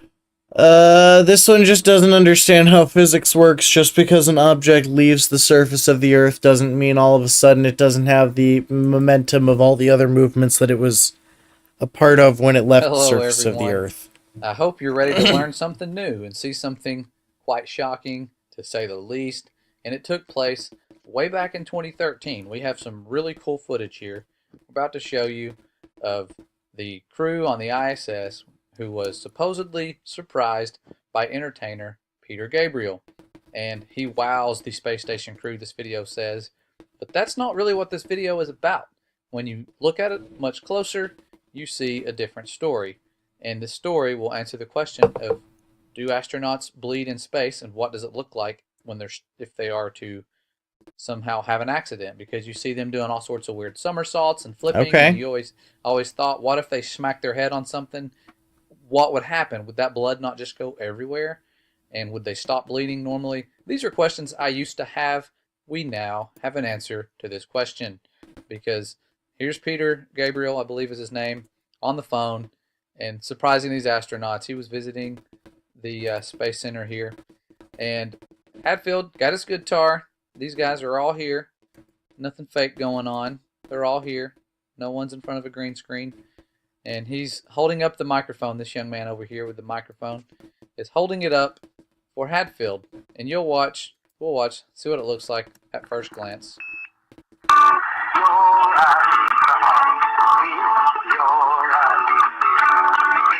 Looks pretty real. Looks pretty good. However, when you zoom in, like I'm starting to do, and slow it down just a little bit, here's the same scene. I'm going to slow it down so you can see. Microphone, just so you can see the tip of the microphone. There it is. You see it? Tip of the microphone. Right here. That's what it looks like. About the size of a toothbrush, one of those electric toothbrushes. And he's going to hold it up and be a kind young friend, or be a gentleman, and hold the microphone in front of his mouth so that he can play the guitar while hanging upside down. Quite impressive. But just watch what happens here. He does it. Looks normal. Look again. Let's zoom in. Watch this in super slow motion. There's the microphone. He is about to stab him in the head. First, he stabs him in the head. It gets pretty brutal. I'm very sorry if you get nauseous pretty easy. Right into the ear. It's going to come out the back side of his ear. Pretty much severs his ear. Hadfield looks like he's Yeah, the in pain. microphone He just always kind of kinda like looks he's stops hanging upside existing. down or That's weird. Constipated. But now he is shoving it into his neck. He is going to probably sever his carotid artery in his neck. And it's going to be pretty painful. But luckily in space, you do not bleed. And like the head of Right the there in the microphone Adam's is apple. like And blurred look at the evil into grin his on his face. neck. He's just stabbing him. Doesn't even care. Now Chris Hadfield turns his head. Looks like he's in pain. He's probably screaming out.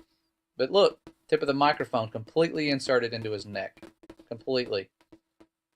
I have not done any video effects on this. The video special effects were probably done live on the air, which is why this happened.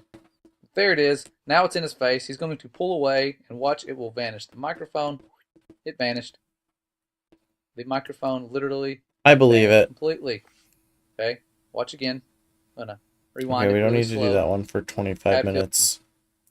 to the newsroom like they always do. They always have this little room here on standby to cut to, and it's quite funny when they do that because they do it quite often. It's a good fallback plan. You'll notice that with all of their little blunders, they always cut to that room. But the song stops instantly. I'll leave the video linked in the description so you can watch it and see that I'm not tampering with this. I'm just slowing it down and zooming in and exposing the deception. Okay, let's watch the original. And all the more exciting for seeing you guys. And I gather... Alright, good night, AK. I'm gonna end the stream in a moment, actually. Loaded up there, is that right? Pretty sure space is fake. We don't have drums, but we have drumsticks. And we have things to bang on. But I can't tell you what they are because the flight director's sitting next to you again. But we do have musical talent on board. Chris is like, he has almost a living as a musician, as a second life. I would love to have the talent to do that, but I don't have it. And Tom has it. But we all share the love of it, and we like seeing you on the ground. I'm going to let you guys talk because it's such a pleasure to have you on board. Hopefully we'll get to spend just a little time, and maybe the kids can ask some questions or something if they want to. I can see it's Jimi Hendrix Eat Your Heart Out, right, with this guitar.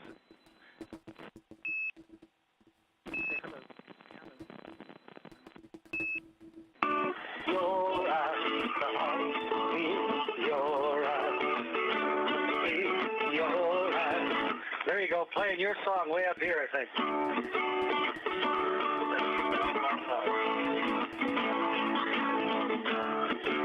I'm playing it in D. Hopefully you played it in D. Yeah, I saw it.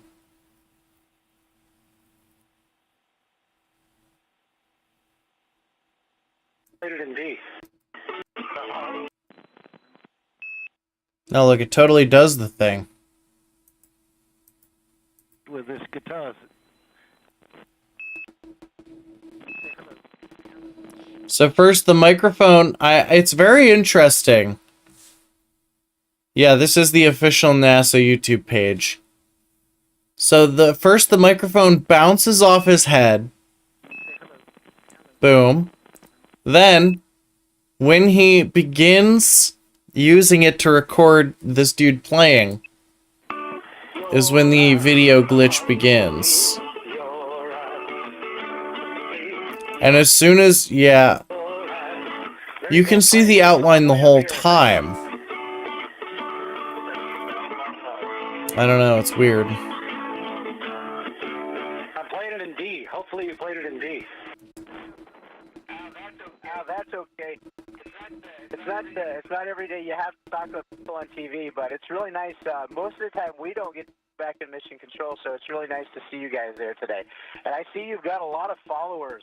You know, usually special guests only have one astronaut to escort them, but I'm seeing multiple astronauts in there today. So they must want to pay special attention. And of course, it's great. Always great to have. Also, I noticed they cut for a really long time. Okay, no, we saw this one. Okay, so now Elon Musk did not send a Tesla into space. All I'm offering is the truth. Nothing more. My, what a heavenly sight. Okay, good night for real. The cherry red Tesla Roadster on its way into deep space is a tremendous success for Elon Musk, the billionaire behind the SpaceX rocket launch and Tesla cars. There are lots of little inside jokes on board. The Don't Panic sign on the touchscreen is from the first page of the book, The Hitchhiker's Guide to the Galaxy. Surreal images of the car and its dummy driver have some wondering if it's fake. Even Musk admits it's a lot to take in. You can tell it's real because it looks so fake, honestly.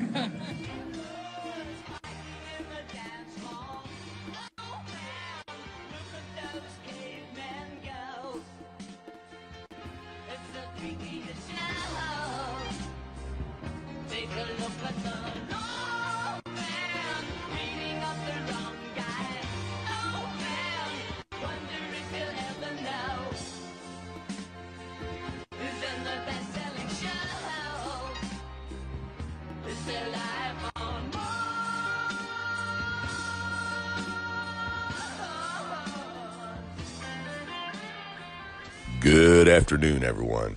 Had a few people asking me to do a video debunking the Elon Musk Roadster, the car in space. And so I finally did that today, and I want to show it to you guys real quick. The actual live video of this footage is apparently like 4 hours long.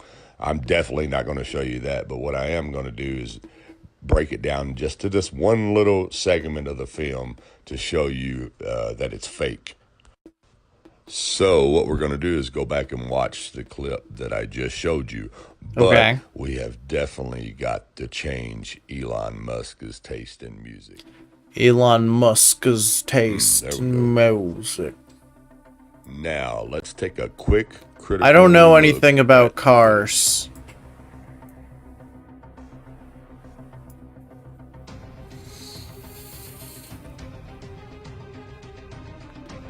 I'm hungry. I should make the rest of that meat and then I'll start keto tomorrow.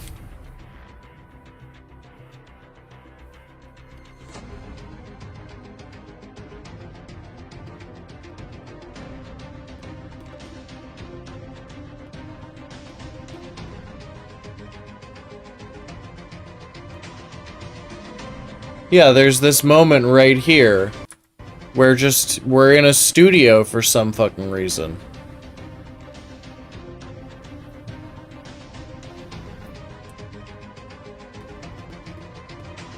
Like, why were we here? What is going on in this frame? Okay, let's stop it right there. Did you guys see what just happened right there? Let me play it back for you. Watch yeah, it's right really here. blatant. We all saw it. In the live feed. Bam. Did you guys see that? Let's look at it again in slow motion. Check this out.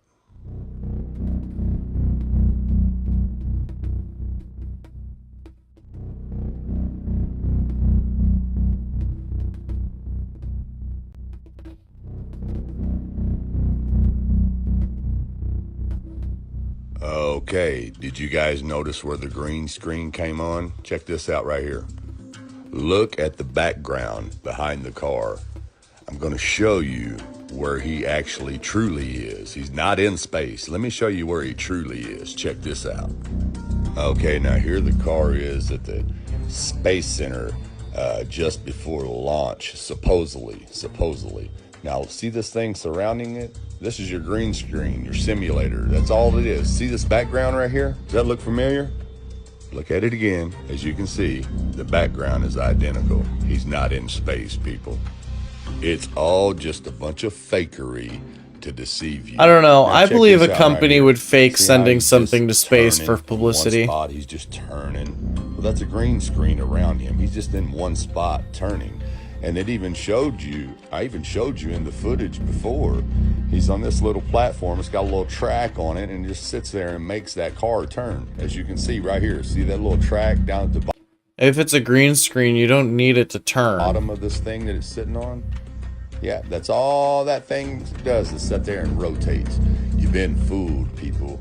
It's a lie. It's a hoax. Oh, I see what you Now, mean. the last thing I want to show you is right when they turn the green screen on, you'll see the flash of light, kind of like when you flick the switch on the wall. The light, when it first comes on, check this out, boom. Now it rests at its original setting. See how it rests on the car? Let me rewind that real quick. And we'll watch it in slow motion. See the flash of the light coming on? And now watch it ease down the car and rest in its original setting. It's just like a flash on a camera. When you first flash it, it's real bright because it's just coming on. It's just being turned on. Yes, 100%, There Zap. it is again. You guys can see. It's fakery.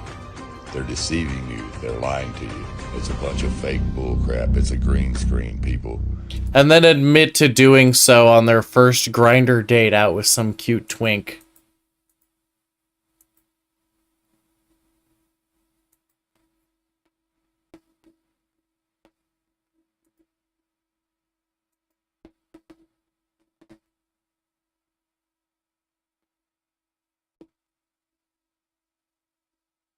No, it was a gay date, Zep.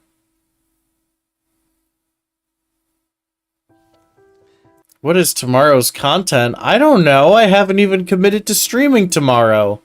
I might be having a boy over for all you know. All right, so this should be fun. We're gonna pick apart NASA a little bit, and let's look at reality versus a staged nonsense,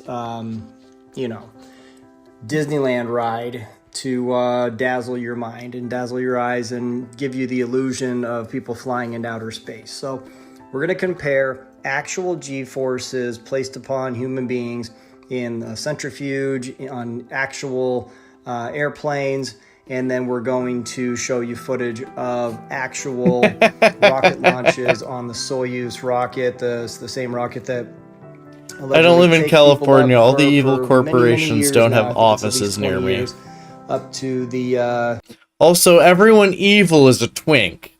the old tin Or can in the fat sky, and ugly. the ISS, which is traveling at 17,000 miles an hour. So what you're going to see is some videos of a few different people, and you're going to see the actual G-forces. Watch their faces. They use this maneuver called the hook maneuver because they have to squeeze only a their 10-hour muscles so hard drive. and breathe and make the name, or like the sound hook to grit your teeth to force the blood up into your brain. Otherwise you pass out. And you'll see in some of these videos, people do in fact pass out all the time.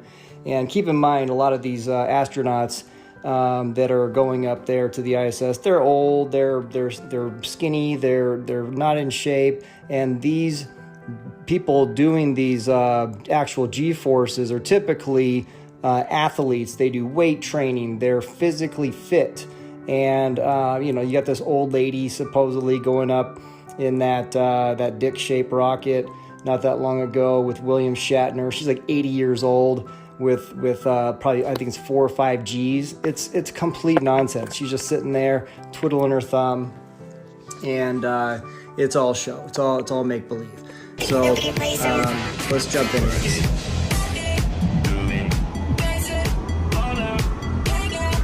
A lot of negative people like the positive. Drop it.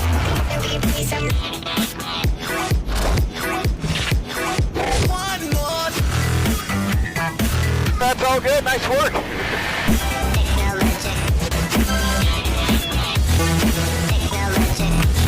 They have robot legs. All right, here comes some G. Get after it. Here we go.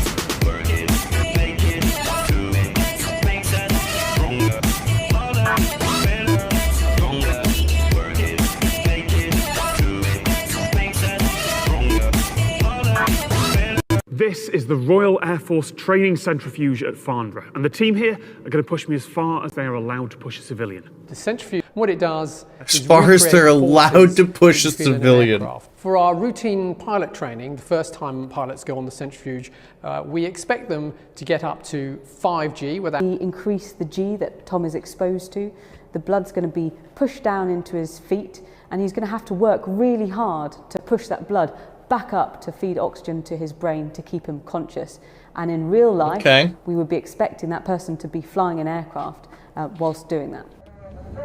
I'm getting a little bit of grey out. I can't quite see. We teach the anti-G straining maneuver, which composes of two separate parts. First of all, muscle tensing, so both the buttocks and the legs, squeezing the blood vessels to try and get the blood back up into the chest and the head.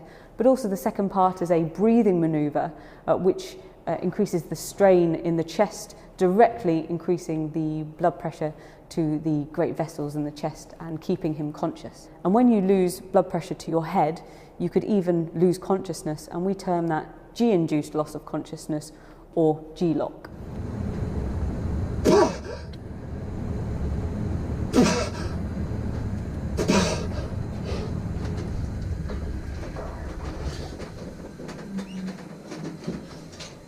Well, because it's like getting pressed down with additional gravity. It's like the fucking hyperbolic time chamber. Wow. G-LOC.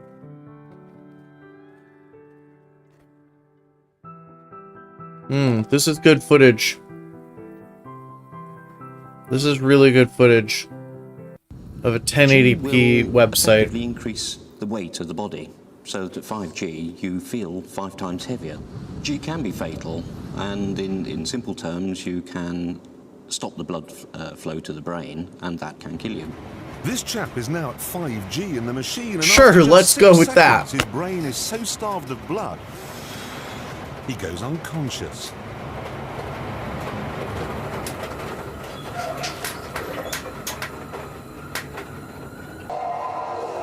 That's easy. So you're saying we should amputate astronauts' legs? That's not so easy.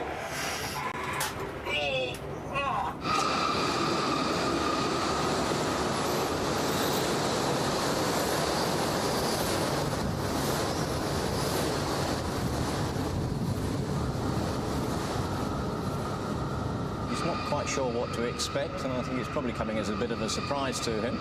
God, it's like having an elephant sitting on my chest.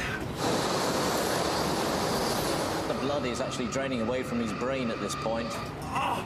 All the organs in his body as well are feeling heavy, including the heart, so that tends to descend about an inch or so and changes shape into some pear shape.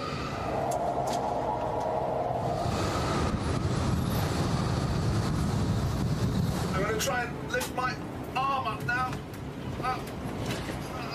His body weight at the moment is heading towards about 1/3 of a ton.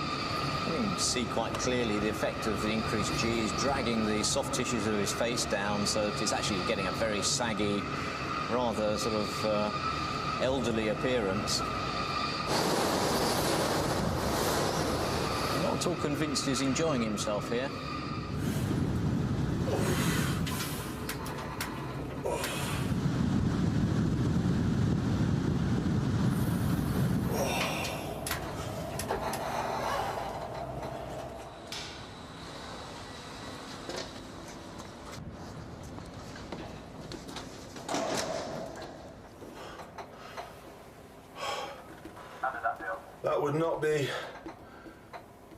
I would not be able to fly an aeroplane feeling like that. Okay, you can see all of these individuals that were flying, they had extreme forces on their body. Yeah. If a person is 200 pounds, 3 Gs is 600 pounds. 4 Gs is 800 pounds forcing on your body. You heard the instructor saying that your organs get pushed back and get, distended into your body. The blood doesn't make it to your brain. The last individual, he said it was 1/3 of a pound. If he's 200 pounds, that's 3 Gs. A lot of the other guys, if you're watching the indicators, you might want to back it up. Which it was one? Between 3.5 and 5 Gs. And I've shown Weather you that machines. The Soyuz rocket We'll see. is between 4 and 4.5 It has to come Gs, up organically, so it's right you know in what I there. mean? I think that the Blue Angels may push a little bit harder Gs. They say between 3 and 6, maybe 7 for a split moment. But you can see this is an extreme amount of force. And now let's go in and I'll show you the astronauts. who are just chilling, waving their The astronauts. arms around, and let's see Bruh. what type of forces are exerted on them, and They're just let's look at chilling. the difference. One last thing I'm going to bring up is we need to consider the actual speed they're traveling. The Soyuz rocket takes off 0 to 17,000 miles an hour in 8 minutes. That is unbelievable. What you're seeing here is a hypersonic sled. This thing is traveling at 6,500 miles an hour. So the Soyuz rocket in 8 minutes gets up to 3 times faster than this. Look at this thing. It is going so fast you can't even see it. It's Here you go, Pete. unfathomable You're back. how ridiculous it is. There is no way that these people can be Except the sitting gays inside don't there just start and talking just about chilling Top Gear. and sitting inside a capsule. And when you watch the video, think about that sled and think about that thing going by 3 times faster than what you already can't see, and imagine 3 people sitting in a little rocket. Not yet the liftoff because we first need to raise power. Liftoff.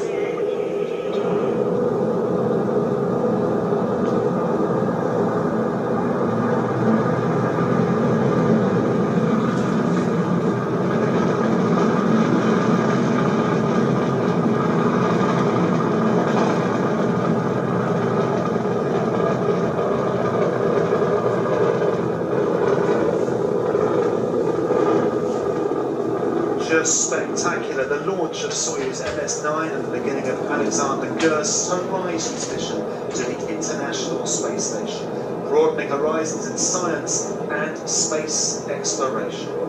On board the Soyuz, alongside Alexander, spacecraft commander Sergei Prokopyev and NASA astronaut Serena Arnold-Chancellor. So look at these guys. They're doing arm pumps. They're smiling. They're just relaxing. Watch the, I don't know if this guy's the pilot in the middle. He's got this like weird extending antenna, and he's poking around and pushing these little remedial buttons, and the other guy is pushing buttons every once in a while. He's a 10, but he wants These to guys eat the supposed to be bugs and flying live in the the pod. rocket. Like he's got this little extending poker, and what if he pushes the wrong button? Does it go the wrong way? You know, it's just so ridiculous. The British They are have not these real people. hanging, They deserve to be stuffed oppressed. animals to dazzle your eyes a little bit, and they're in this cockpit with this ridiculous, strapped in bags or whatever over their heads, and so you listen to the guy. There's I need to stop being on Grindr because I already know I love Australians. Because I already have hookups scheduled for tomorrow and possibly Sunday and sometime next week. He's a 10, but he's celibate. He's a 0. Because of course, gotta make sure you have camaraderie between all the different space agencies, because it's the place we all get together, like the Olympics or something like that, where we all, the better good for mankind and all this. It's just a complete hoax. Look at it. Look, there's absolutely no strain, no forces upon these people. Another big issue. He's a 10, but he doesn't work for Project Veritas. Is that the Soyuz rocket is over 180 decibels, which literally will blow your eardrums out. Yeah. At 200 decibels, it will kill you. So true. That's why people have to stand 3 miles away in these rocket launches, because... Listen, the dude I was hanging out with last night, he turns to me at some point. I don't know what he was thinking. I don't know if he thought he was being sly. I don't know what his thought process here was, but he turns to me right after we finished watching the Alex Jones stuff, and he goes, "Do you think we live on a globe?" And like, bro, come on, please. I want to fuck you, but I really don't want you to be a flat earther, okay? Like, come on, let's just agree. Let's just agree. The vibrations will literally kill you because it'll tear your body apart and shake your organs loose.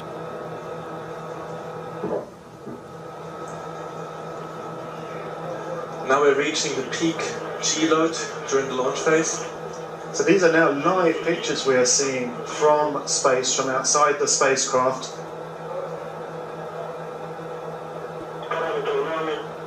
As we're rising towards orbit. You heard everything. No, I have not seen that, Zep.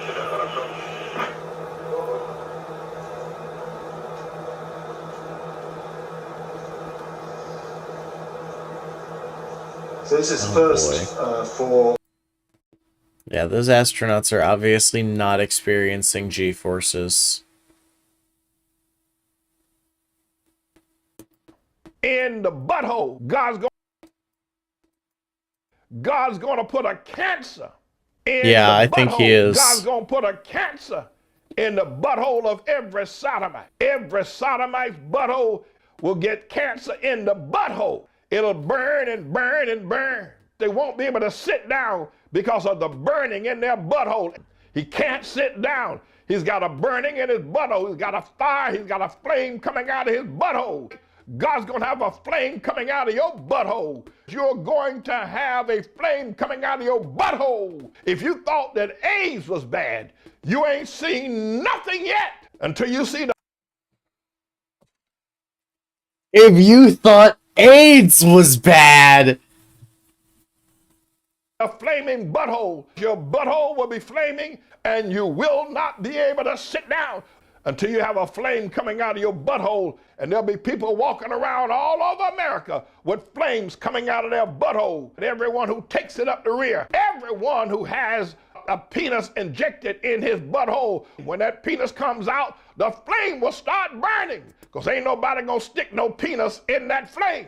That It sounds like flame gonorrhea. will be an eternal flame coming out of the butthole of every sodomite. Flame coming out of the butthole, flame coming out of your butt. That man pulls that penis out of you, a flame is going to come out, and nobody will ever stick a penis in your butthole again because it will be on fire. You ain't seen nothing till you see the flame coming out of T.D. Jakes. I am frequently told that my ass is fire. That is factually true.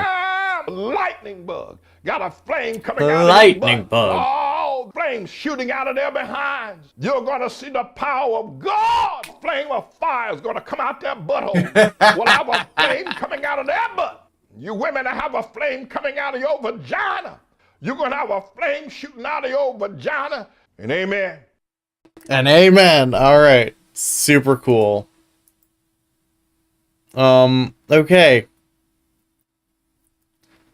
I would like to end the stream now. I think we've fully established that space is fake. What else are we to establish after watching this stream, after seeing the content? No, I didn't think that at all.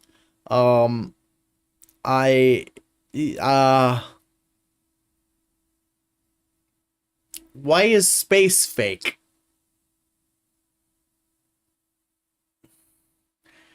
Like, yeah, we debunked a good chunk of it, but like, why is NASA just faking so much stuff? No, I don't want to confirm the Earth is flat. I don't want to. I don't wanna. My eyebrows are real. They're so real. Okay. Alright. Good night, guys. I'm gonna play some video games before bed. And I'm gonna, my chest is pretty flat. But,